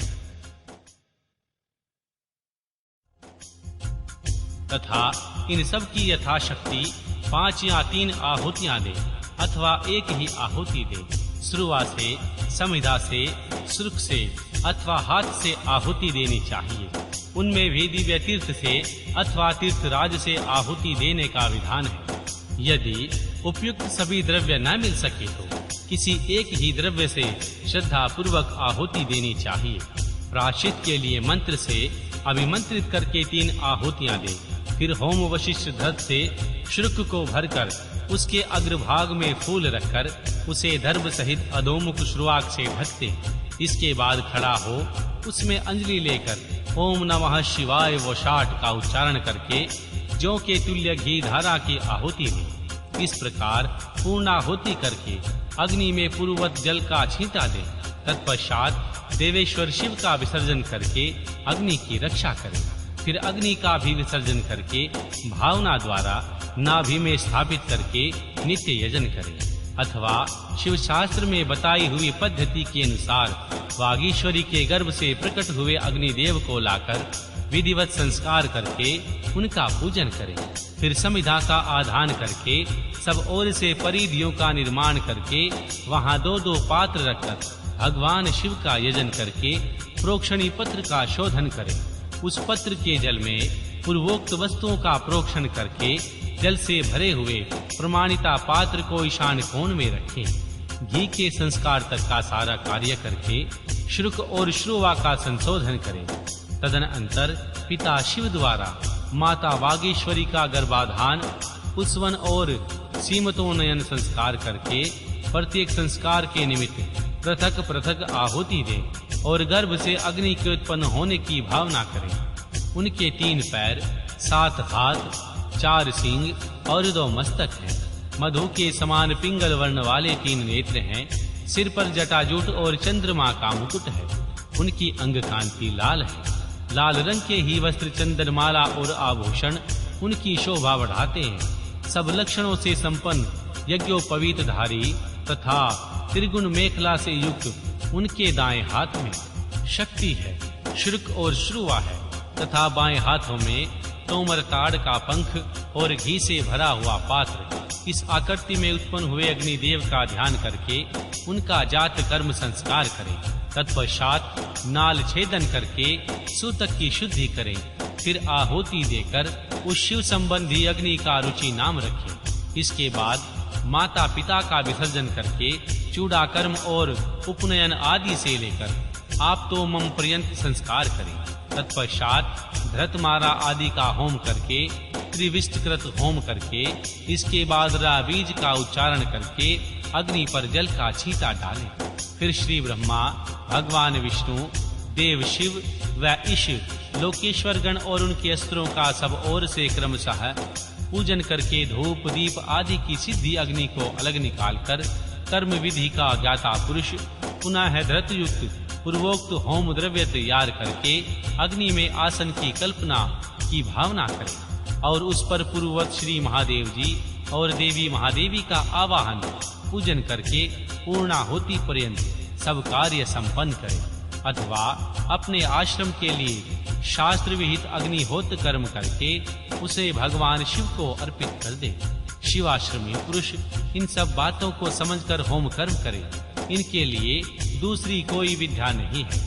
शिवा अग्नि का भस्म संग्रहणीय है, अग्निहोत्र कर्म का भस्म भी संग्रहणीय के योग्य है।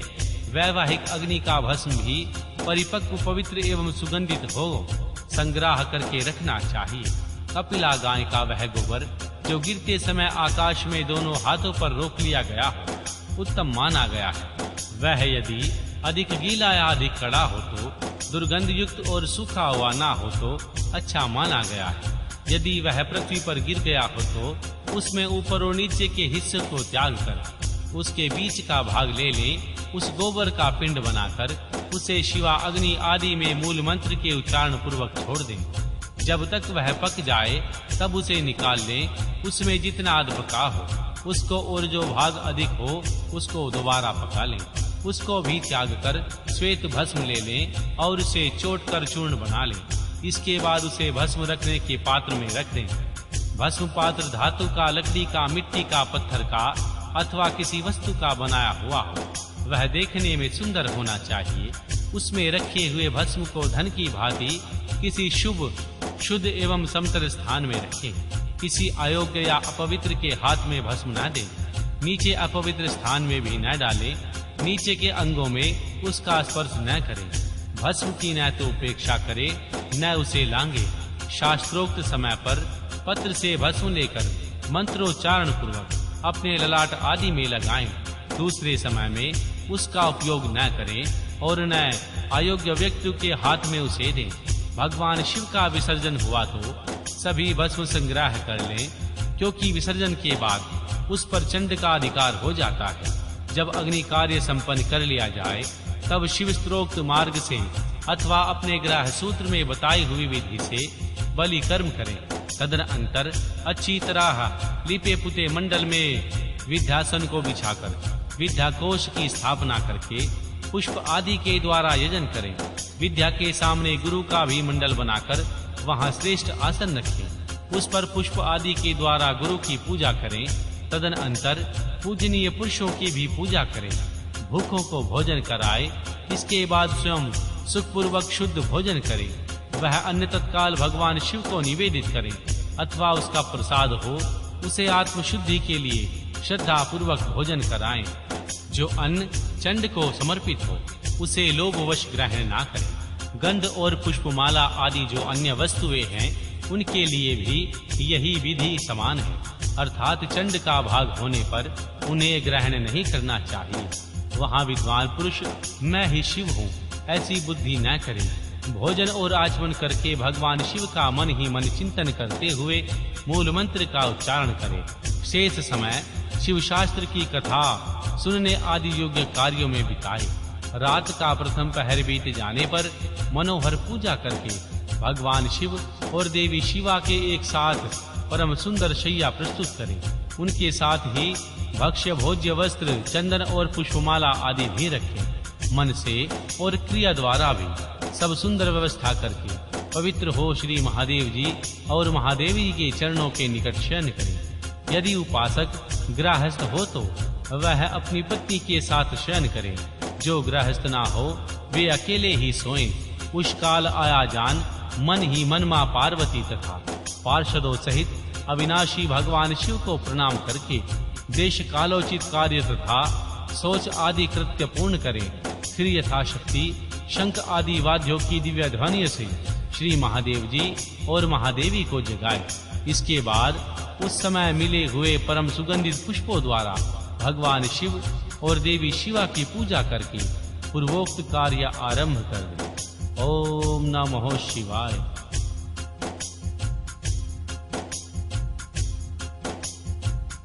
अध्याय 27।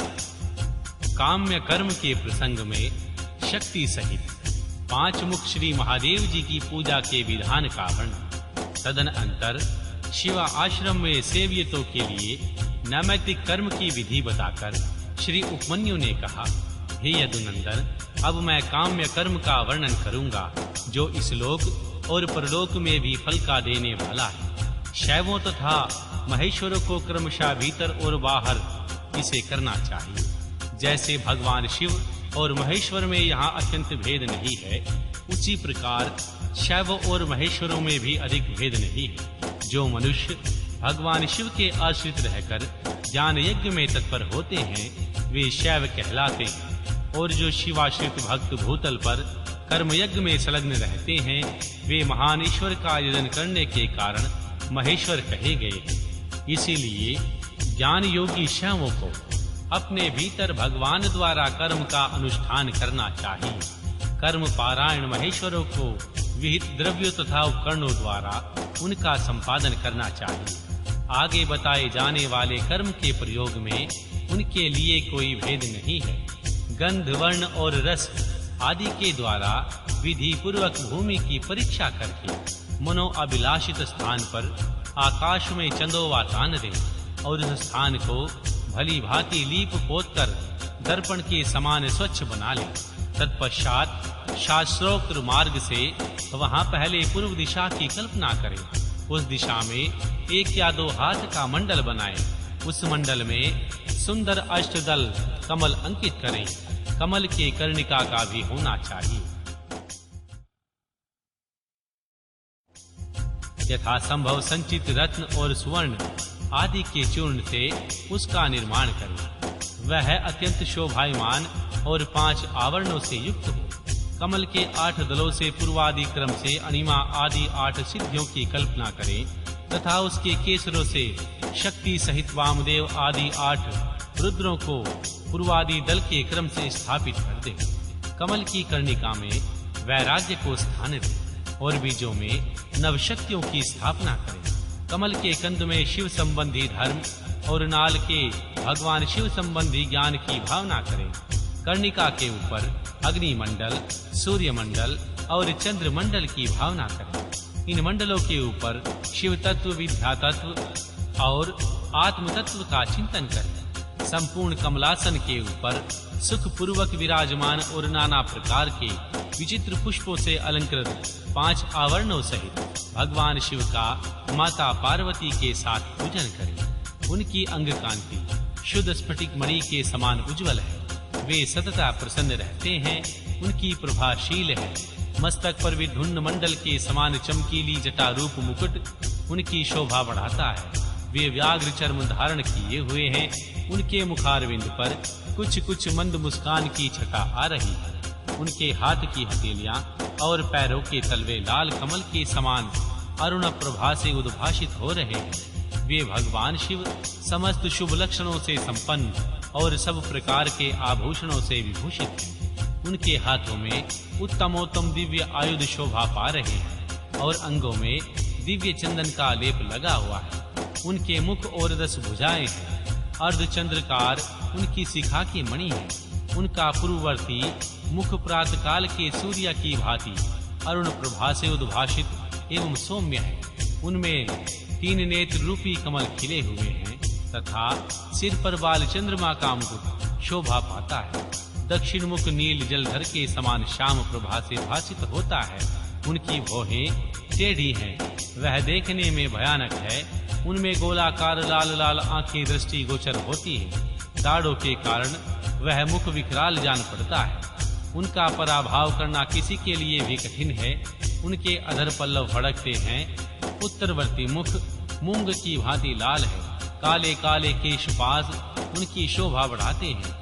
उनमें विभ्रम विलास से युक्त 3 नेत्र हैं और उनका मस्तक अर्धचंद्रमय मुकुट से विभूषित है। भगवान शिव का पश्चिम मुख पूर्ण चंद्रमा के समान उज्जवल है तथा 3 नेत्रों से प्रकाशमान है। उनका मस्तक चंद्रलेखा की शोभा धारण करता है। वह मुख देखने में सौम्य है और मंद मुस्कान की शोभा से उपासकों के मन को मोह लेता है।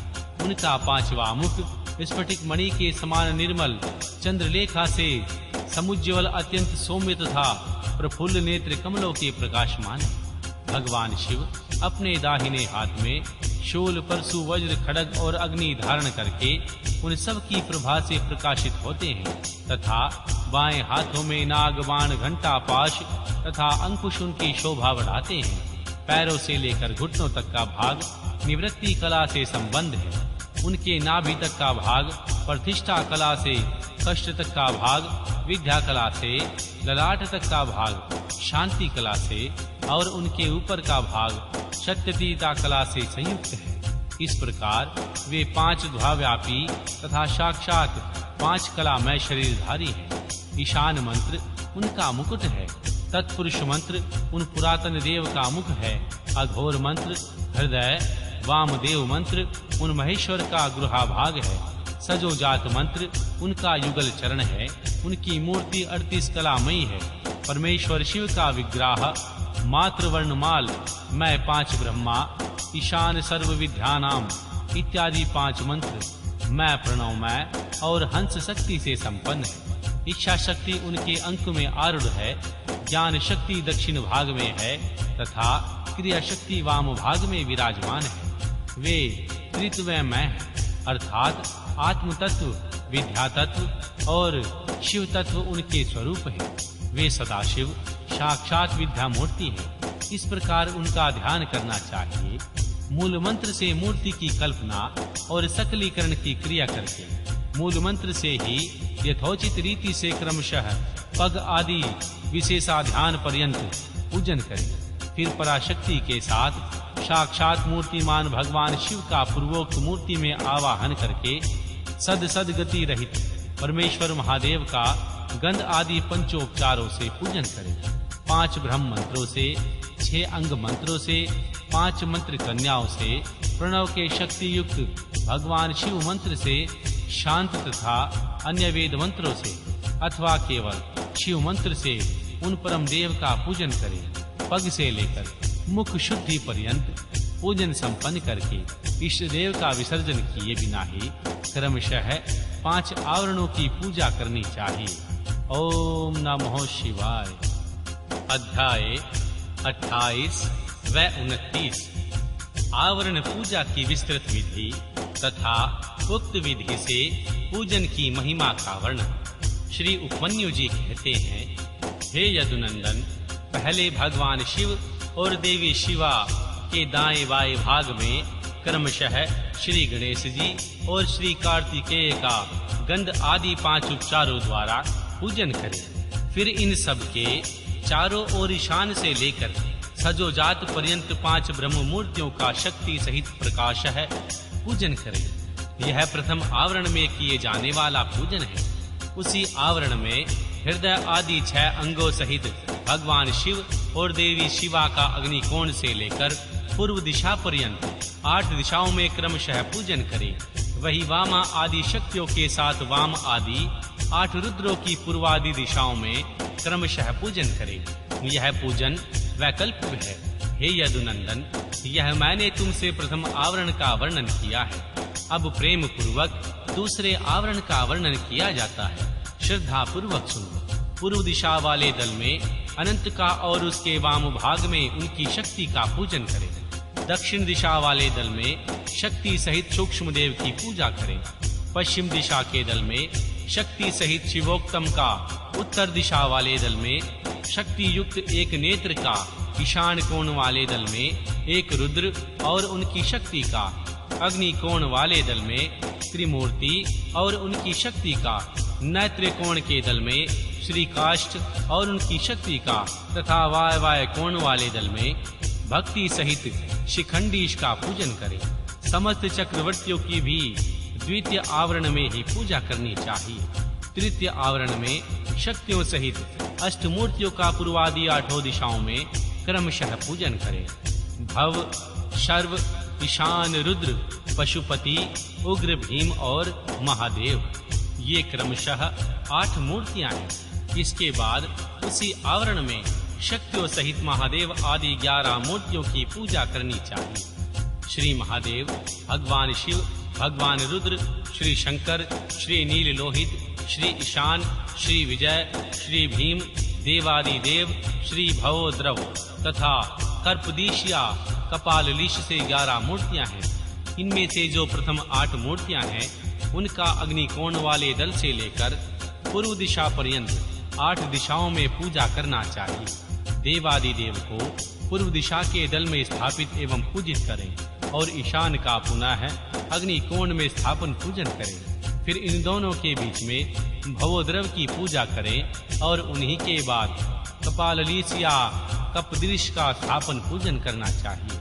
उस तृतीय आवरण में फिर वृषभ राज का, पूर्व में श्री नंदी का, दक्षिण में श्री महाकाल का, उत्तर में शास्ता का, अग्निकोण के दल में मातृकाओं का, दक्षिण दिशा में श्री गणेश जी का, नृत्य कोण के दल में श्री कार्तिकेय जी का, पश्चिम दल में जयेष्ठ का, वायव्य कोण के दल में माँ गौरी का, उत्तर दल में चंड का, ईशान कोण में तथा शास्ता एवं श्री नंदीश्वर के बीच मुनीन्द्र श्री वृषभ जी का यजन करें। महाकाल के उत्तर भाग में पिंगला का, शास्ता और मातृकन्याओं के बीच में भृंगीश्वर का, मातृकाओं तथा श्री गणेश जी के बीच में वीरभद्र का, स्कंद और श्री गणेश जी के बीच में माँ सरस्वती का, जयेष्ठा और कार्तिकेय के बीच में शिव चरणों की अर्चना करने वाली श्री देवी का, जयेष्ठा और गणा अम्बा माँ गौरी के बीच में महाकोटि की पूजा करेगा। गणाम्बा और चंड के बीच में दुर्गा देवी की पूजा करेगा।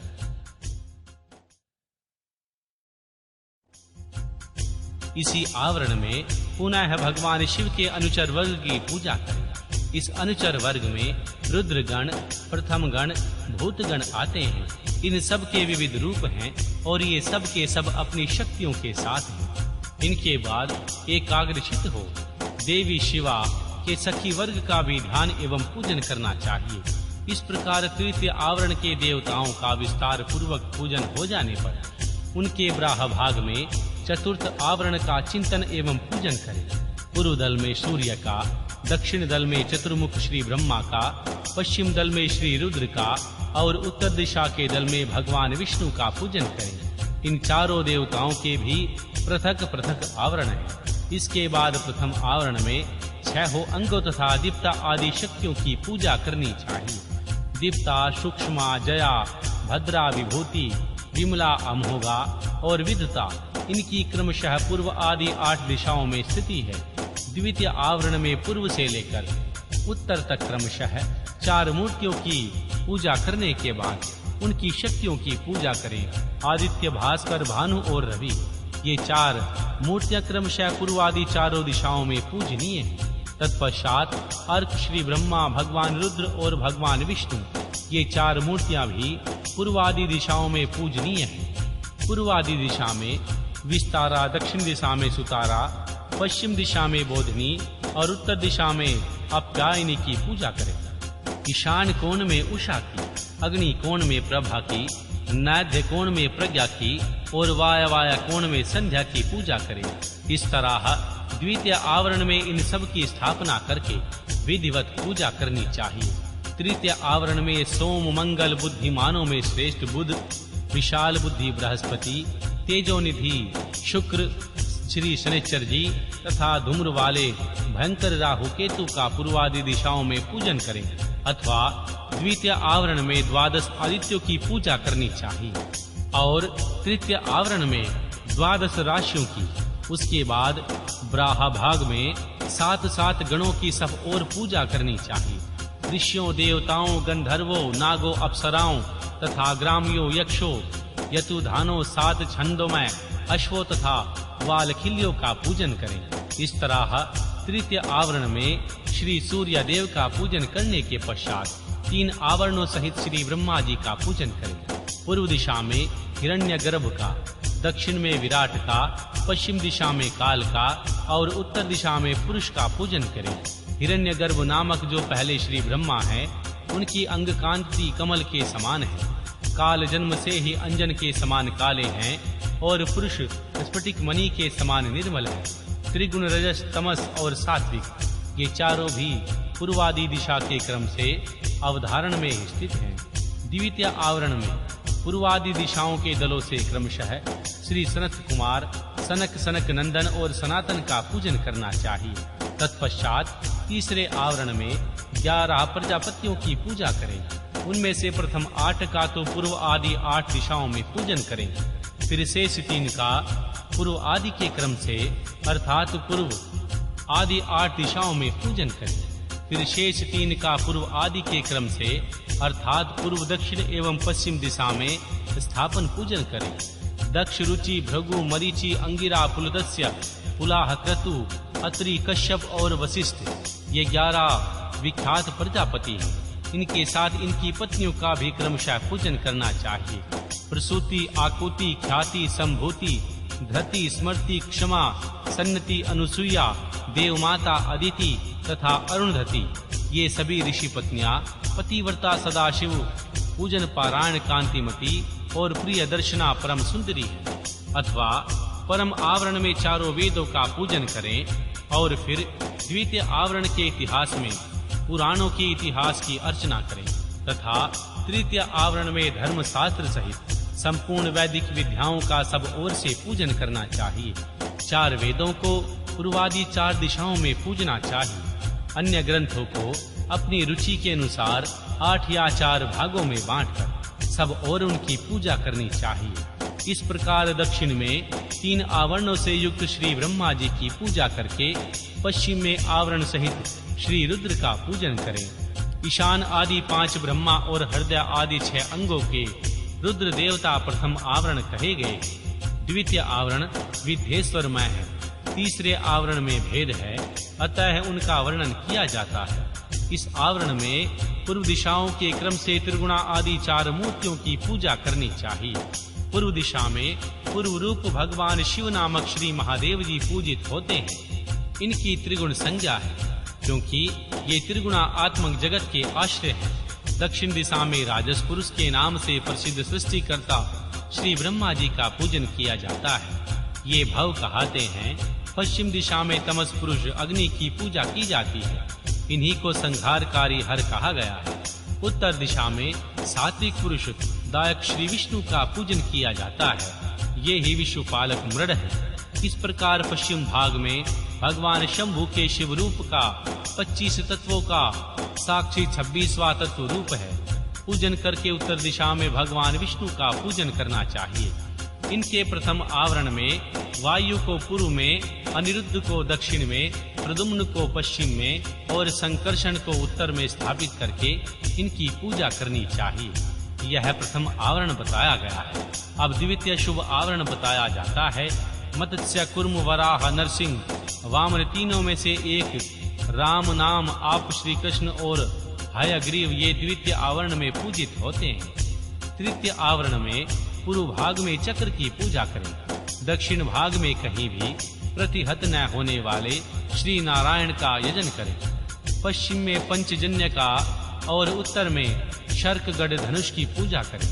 इस प्रकार 3 आवरणों से युक्त साक्षात विश्व नामक परम हरि श्री महाविष्णु की सदा सर्वत्र व्यापक है। मूर्ति में भावना करके पूजा करें। इस तरह भगवान विष्णु के चतुर्भुज मुख को 4 मूर्तियों का पूजन करें।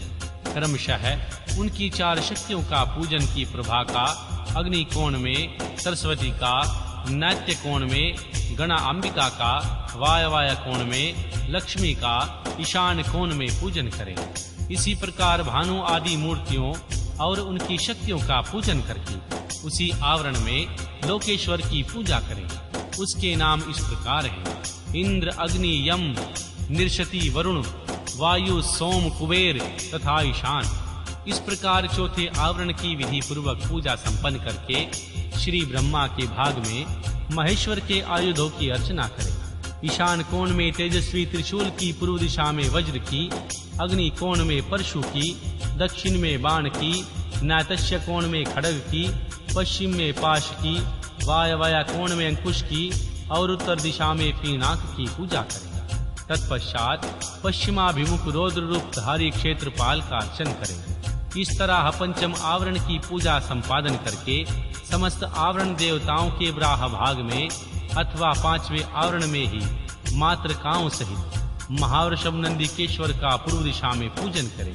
तदनंतर समस्त देवियों की चारों ओर अर्चना करें। इसके सिवा जो आकाश में विचरने वाले ऋषि, सिद्ध, दैत्य, यक्ष, राक्षस, अनंत आदि नागराज हैं, उन नागेश्वरों के कुल में उत्पन्न हुए नाग, डाकिनी, भूत, बेताल, प्रेत और भैरव के नायक नाना योनियों में उत्पन्न हुए पातालवासी जीव, समुद्री जीव, पर्वत, वन, सरोवर, पशु, पक्षी, वृक्ष, कीट आदि क्षुरक योनि के जीव, मनुष्य, नाना प्रकार के आकार वाले मृग, दृक, जंतु, ब्रह्मांड के भीतर के लोक, कोटि कोटि ब्रह्मांड, ब्रह्मांड के बाहर असंख्य भुवन, उनके अधीश्वर तथा दसों दिशाओं में स्थित ब्रह्मांड के आधारभूत श्री रुद्र हैं और गुण जनित, माया जनित, शक्ति जनित तथा चेतनात्मक प्रपंच हैं। उन सब को देवी शिवा और भगवान शिव के पार्श्वभाग में स्थित जानकर सबका सामान्य रूप से यजन करें। वे सब लोग हाथ जोड़कर मुकुंद मुस्कान मुख से सुशोभित होते हैं, प्रेम पूर्वक श्री महादेव जी और महादेवी का दर्शन कर रहे हैं। ऐसा चिंतन करना चाहिए। इस तरह आवरण पूजा संपन्न करके विक्षेप की शांति के लिए पुनः देवेश्वर शिव की अर्चना करने के पश्चात पंचाक्षर मंत्र का जाप करें। तदनंतर भगवान शिव और मां पार्वती के सम्मुख उत्तम व्यंजनों से युक्त तथा अमृत के समान मधुर, शुद्ध एवं मनोहर महाचारु का नैवेद्य निवेदन करें। यह महाचारु 32 आढ़त लगभग 3 मन 8 सेर का हो तो उत्तमो उत्तम है और कम से कम 1 आढ़त 4 सेर का हो तो निम्न श्रेणी का माना गया है। अपने वैभव के अनुसार जितना हो सके महाचारु तैयार करके उसे श्रद्धा पूर्वक निवेदित करें। तदनंतर जल और तंबूल, इलायची आदि निवेदन करके आरती उतारकर शेष पूजा समाप्त करें। याग के उपयोग में आने वाले द्रव्य, भोजन, वस्त्र आदि को उत्तम श्रेणी का ही तैयार करा कर दें। भक्तिमान पुरुष वैभव होते हुए भी धन व्यय करने में कंजूसी ना करे। जो शठ या कंजूस है और पूजा के प्रति उपेक्षा की भावना रखता है, वह यदि कृपणावश कर्म को किसी अंग से हीन कर दे तो उसके वे काम्य कर्म सफल नहीं होते। ऐसा सत्य पुरुषों का कथन है। इसीलिए हे मनुष्य, यदि फल सिद्धि का इच्छुक हो तो उपेक्षा भाव को त्याग कर संपूर्ण अंगों के योग से काम्य कर्मों का संपादन करें। इस तरह पूजा समाप्त करके महादेव और मां महादेवी को प्रणाम करें। फिर भक्ति भाव से मन को एकाग्र करके स्तुति पाठ करें। स्तुति के पश्चात साधक उत्सुकता पूर्वक कम से कम 108 बार और संभव हो तो 1000 से अधिक बार पंचाक्षरी विद्या का जाप करें। तत्पश्चात क्रमशः विद्या और गुरु जी की पूजा करके अपने अभ्युदय और श्रद्धा के अनुसार यज्ञ मंडप के सदस्यों का भी पूजन करें। फिर आवरणों सहित देवेश्वर शिव का विसर्जन करके यज्ञ के उपकरणों सहित वह सारा मंडल गुरु को अथवा शिव चरणाश्रित भक्तों को दे दे, अथवा उसके शिव को ही उद्देश्य से भगवान शिव के क्षेत्र में समर्पित कर दे, अथवा समस्त आवरण देवताओं का यथोचित रीति से पूजन करके 7 प्रकार के होम द्रव्यों द्वारा शिवा अग्नि में इष्ट देवताओं का यजन करे। यह तीनों लोकों में विख्यात देवेश्वर नाम योग है। इससे बढ़कर कोई योग त्रिभुवन में कहीं नहीं है। संसार में कोई ऐसी वस्तु नहीं जो इससे साध्य ना हो। इस लोक में मिलने वाला कोई फल ना हो या परलोक में इसके द्वारा सुलभ होने वाला फल हो, यह इसका फल नहीं है। ऐसा कोई निरंतर नहीं किया जा सकता, क्योंकि संपूर्ण श्रेयो रूप साध्य का श्रेष्ठ साधन है। यह निश्चित रूप से कहा जाता है कि पुरुष जो कुछ फल चाहता है वह सब चिंतामणि के समान इनसे प्राप्त हो सकता है, तथापि किसी क्षुद्र फल के उद्देश्य से इनका प्रयोग नहीं करना चाहिए, क्योंकि किसी महान से लघु की फल इच्छा रखने वाले पुरुष स्वयं लघुतर हो जाते हैं।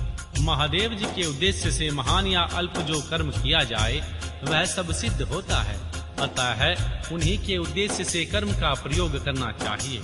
शत्रु तथा मृत्यु पर विजय पाना आदि जो फल दूसरों से सिद्ध होने वाले नहीं हैं, उन्हीं लौकिक या परालौकिक फलों के लिए विद्वान पुरुष इसका प्रयोग करें। महापातकों में, महान रोग से भय आदि में तथा दुर्भिक्ष आदि में शांति करने की आवश्यकता हो तो इसी से शांति करें। अधिक बढ़ चढ़कर बातें बनाने से क्या लाभ। इस योग को महेश्वर शिव ने शैवों के लिए बड़ी भारी आपत्ति का निवारण करने वाला निजी अस्त्र बताया है। अतः इससे बढ़कर यहाँ अपना कोई रक्षक नहीं है। ऐसा समझकर इस कर्म का प्रयोग करने वाला पुरुष शुभ फल का भागी होता है। जो प्रतिदिन पवित्र एवं एकाग्रचित होकर स्तोत्र मात्र का पाठ करता है, वह भी अभिष्ट प्रायोजन का अष्टमास फल पा लेता है।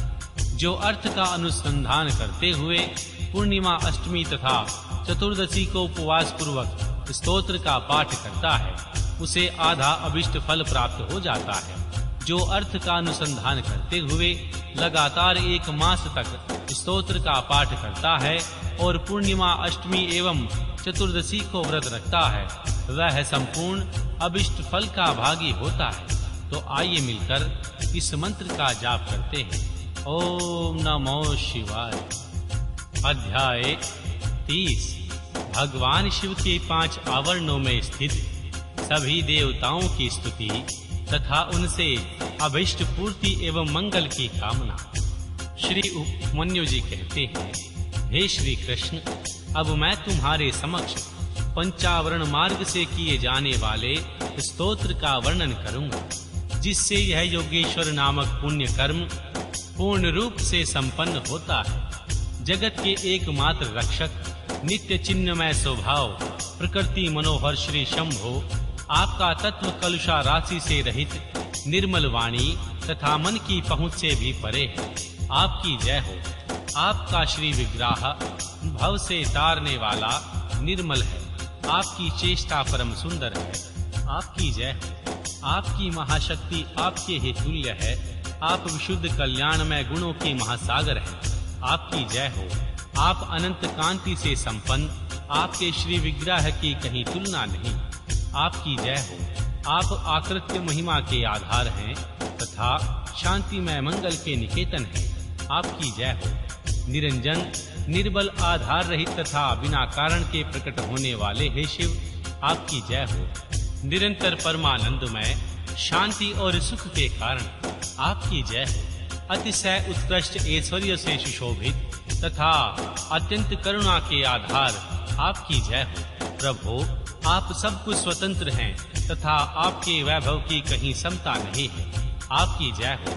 आपने विराट विश्व को व्याप्त कर रखा है, किंतु आप किसी से भी व्याप्त नहीं हैं। आपकी जय हो। आप सबसे उत्कृष्ट हैं, किंतु आपसे श्रेष्ठ कोई नहीं है। आपकी जय हो। आप अद्भुत हैं। आपकी जय हो। आप अक्षु महान हैं। आपकी जय हो। आप अक्षत निर्विकार हैं। आपकी जय हो। आप अविनाशी हैं। आपकी जय हो। आप अप्रमेय परमात्मन, आपकी जय हो। माया रहित परमेश्वर, आपकी जय हो। अजन्मा हे शिव, आपकी जय हो। निर्मल हे शंकर, आपकी जय हो। महाबाहो, महासार, महागुण, महती कीर्ति कथा से युक्त, महाबली, महामायावी, महान रसिक तथा महारथ, आपकी जय हो। आप परम आराध्य को नमस्कार है। आप परम कारण को नमस्कार है। शांत शिव को नमस्कार है और आप परम कल्याण में प्रभु को नमस्कार है। देवताओं और असुरों सहित यह संपूर्ण जगत आपके अधीन है। अतः आपकी आज्ञा का उल्लंघन करने में कौन समर्थ हो सकता है।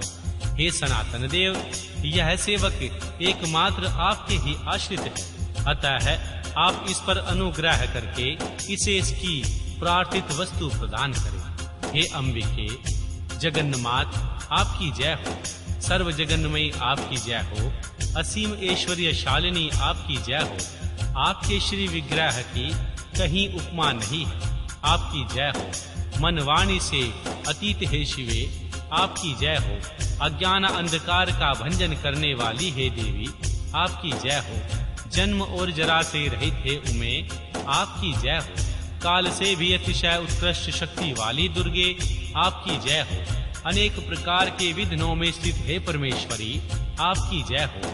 विश्वनाथ प्रिय आपकी जय हो। समस्त देवताओं की आराधनीय हे देवी आपकी जय हो। संपूर्ण विश्व का विस्तार करने वाली माँ जगदम्बिके आपकी जय हो। मंगलमय दिव्य अंगों वाली माँ देवी आपकी जय हो। मंगल को प्रकाशित करने वाली देवी आपकी जय हो। मंगलमय चरित्र वाली सर्वमंगले आपकी जय हो। मंगलदायिनी आपकी जय हो। परम कल्याणमय गुणों की आप मूर्ति है, आपको नमस्कार है। संपूर्ण जगत आपसे ही उत्पन्न हुआ है, आप में ही लीन होना हे देवेश्वरी। अतः आपके बिना ईश्वर भी फल देने में समर्थ नहीं हो सकते। यह है जन्म काल से ही आपकी शरण में आया हुआ। अतः हे देवी आप अपने इस भक्त का मनोरथ सिद्ध कीजिए। प्रभु आपके 5 मुख और 10 भुजाएं हैं। उनकी अंग कांति शुद्ध स्फटिक मणि के समान निर्मल है। वर्ण ब्राह और कला आपके विग्रह रूप हैं। आप सकल और निष्कल देवता हैं। हे शिव मूर्ति में सदा व्याप्त रहने वाले हैं। सत्यतीत पद में विराजमान सदाशिव आप ही हैं। मैंने भक्ति भाव से आपकी अर्चना की है। आप मुझे प्रार्थित कल्याण पद प्रदान करें। सदाशिव के अंक में आरूढ़ इच्छा शक्ति स्वरूपा सर्वलोक जननी शिवा मुझे मनोवांछित वस्तु प्रदान करें। भगवान शिव और मां पार्वती के प्रिय पुत्र शिव के समान प्रभावशाली सर्वज्ञ शिव ज्ञानामृत का पान करके तृप्त रहने वाले देवता हे गणेश और श्री कार्तिकेय परस्पर स्नेह रखते हैं। भगवान शिव और देवी शिवा दोनों सत्यकृत हैं तथा ब्राह् आदि देवता भी इन दोनों देवों का सर्वथा सत्कार करते हैं। ये दोनों भाई निरंतर संपूर्ण लोकों की रक्षा करने के लिए तैयार रहते हैं और अपने विभिन्न अंशों द्वारा अनेक बार स्वेच्छा पूर्वक अवतार धारण करते हैं। ये ही दोनों बंधु भगवान शिव और देवी शिवा के पार्श्वभाग में मेरे द्वारा इस प्रकार पूजित हों। उन दोनों की आज्ञा ले प्रतिदिन मुझे प्रार्थित वस्तु प्रदान करें। जो शुद्ध स्फटिक मणि के समान निर्मल ईशान नाम से प्रसिद्ध और सदा कल्याण स्वरूप है। परमात्मा शिव की मूर्धाभिमानी मूर्ति है। शिव अर्चना में रत शांततीत कला में प्रतिष्ठित आकाश मंडल में स्थित शिव पंचाक्षर अंतिम बीज स्वरूप 5 कलाओं से युक्त और प्रथम आवरण में सबसे पहले शक्ति के साथ पूजित है। वह पवित्र पार ब्रह्मा मुझे मेरी अभिष्ट वस्तु प्रदान करे। जो प्रातः काल के सूर्य की भांति अरुण प्रभा से युक्त पुरातन तत्पुरुष नाम से विख्यात परमेश्वरी शिव के पूर्ववर्ती मुख का अभिमानी शांति कला स्वरूप या शांति कला में प्रतिष्ठित वायुमंडल में स्थित शिव चरण पारायण शिव के बीजों में प्रथम और कलाओं में 4 कलाओं से युक्त है। मैंने पूर्व दिशा में भक्ति भाव से शक्ति सहित जिसका पूजन किया है वह पवित्र श्री ब्रह्मा और भगवान शिव मेरी प्रार्थना सफल करें। जो अंजन आदि के समान घोर शरीर वाला एवं अघोर नाम से प्रसिद्ध है। महादेव जी के दक्षिण मुख का अभिमानी तथा देवादिदेव शिव के चरणों का पूजक है। विद्या कला पर आरूढ़ और अग्नि मंडल के मध्य विराजमान है। शिव बीजों में द्वित तथा कलाओं में अष्टकला युक्त एवं भगवान शिव के दक्षिण भाग में शक्ति के साथ पूजित है। वह पवित्र पार ब्रह्मा मुझे मेरी अभिष्ट वस्तु प्रदान करे। जो कुंचुम चूर्ण अथवा केसर युक्त चंदन के समान पीत वर्ण वाला सुंदर वेशधारी और वामदेव नाम से प्रसिद्ध है। भगवान शिव के उत्तर पूर्वी मुख का अभिमानी है। प्रतिष्ठा कला में प्रतिष्ठित है। जल के मंडल में विराजमान है। महादेव जी की अर्चना में तत्पर है। शिव बीजों में चतुर्थ तथा 13 कलाओं से युक्त है और महादेव जी के उत्तर भाग में शक्ति के साथ पूजित हुआ है। वह पवित्र पार ब्रह्मा मेरी प्रार्थना को पूर्ण करे। जो शंख कुंद और चंद्रमा के समान धवल सौम्य तथा सजोजात नाम से विख्यात है। भगवान शिव के पश्चिम मुख का अभिमानी एवं शिव चरणों की अर्चना में रत है। निवृत्ति कला में प्रतिष्ठित तथा पृथ्वी मंडल में स्थित है।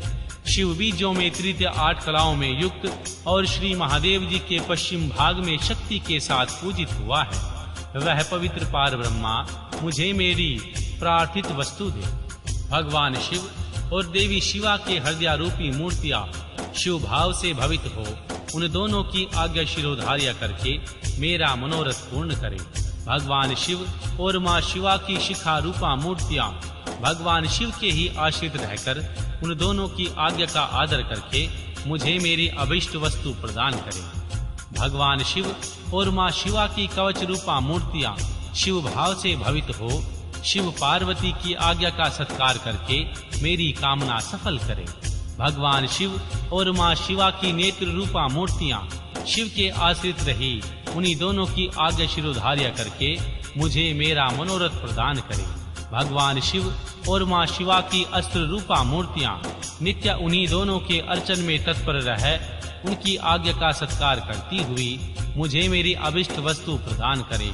वाम जयेश रुद्र काल विकारण बाल विकारण बाल प्रथम गण तथा सर्वभूत दमन ये 8 शिव मूर्तियां तथा इनकी वैसी ही 8 शक्तियां वामा ज्येष्ठा रुद्राणी काली विकरणी बाल प्रथमनी तथा सर्वभूत दामिनी ये सब भगवान शिव और माँ शिवा के ही शासन से मुझे प्रस्थित वस्तु प्रदान करें।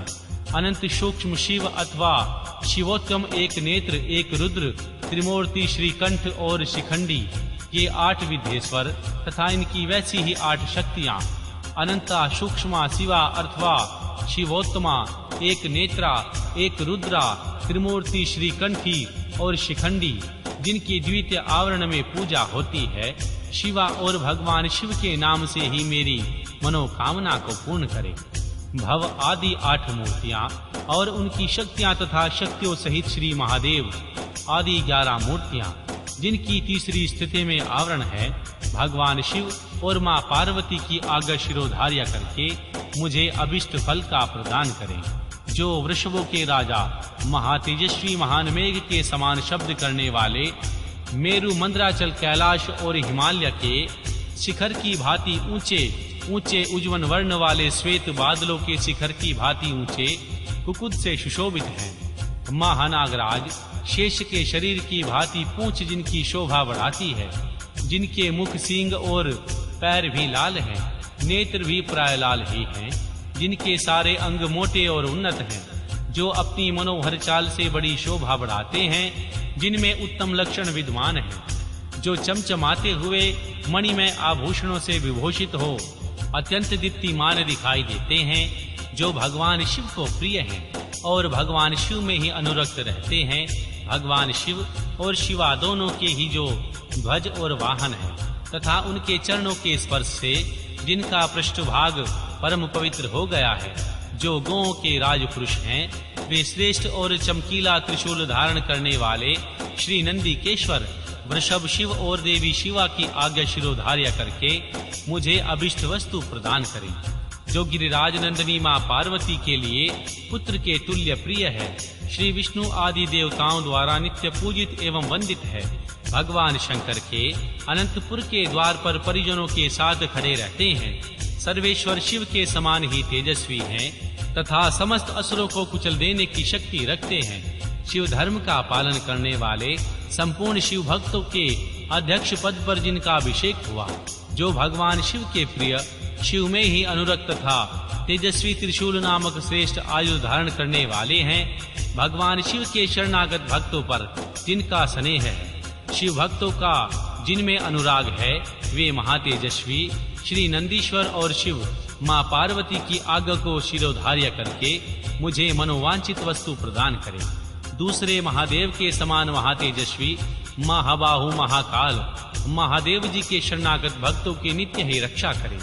वे भगवान शिव के प्रिय हैं भगवान शिव में उनकी आसक्ति है तथा वे सदा ही भगवान शिव और माँ पार्वती के पूजक हैं। इसलिए भगवान शिव और माँ पार्वती की आज्ञा का आदर करके मुझे मनोवांछित वस्तु प्रदान करें। जो संपूर्ण शास्त्रों के तात्विक अर्थ के ज्ञाता भगवान विष्णु के द्वितीय स्वरूप सबके शासक तथा महात्मों क्रतु के पुत्र हैं। मधु फल का गुदा और आसव जिन्हें प्रिय है वे नागराज भगवान शेष भगवान शिव और मां पार्वती की आज्ञा को सामने रखते हुए मेरी इच्छा को पूर्ण करें।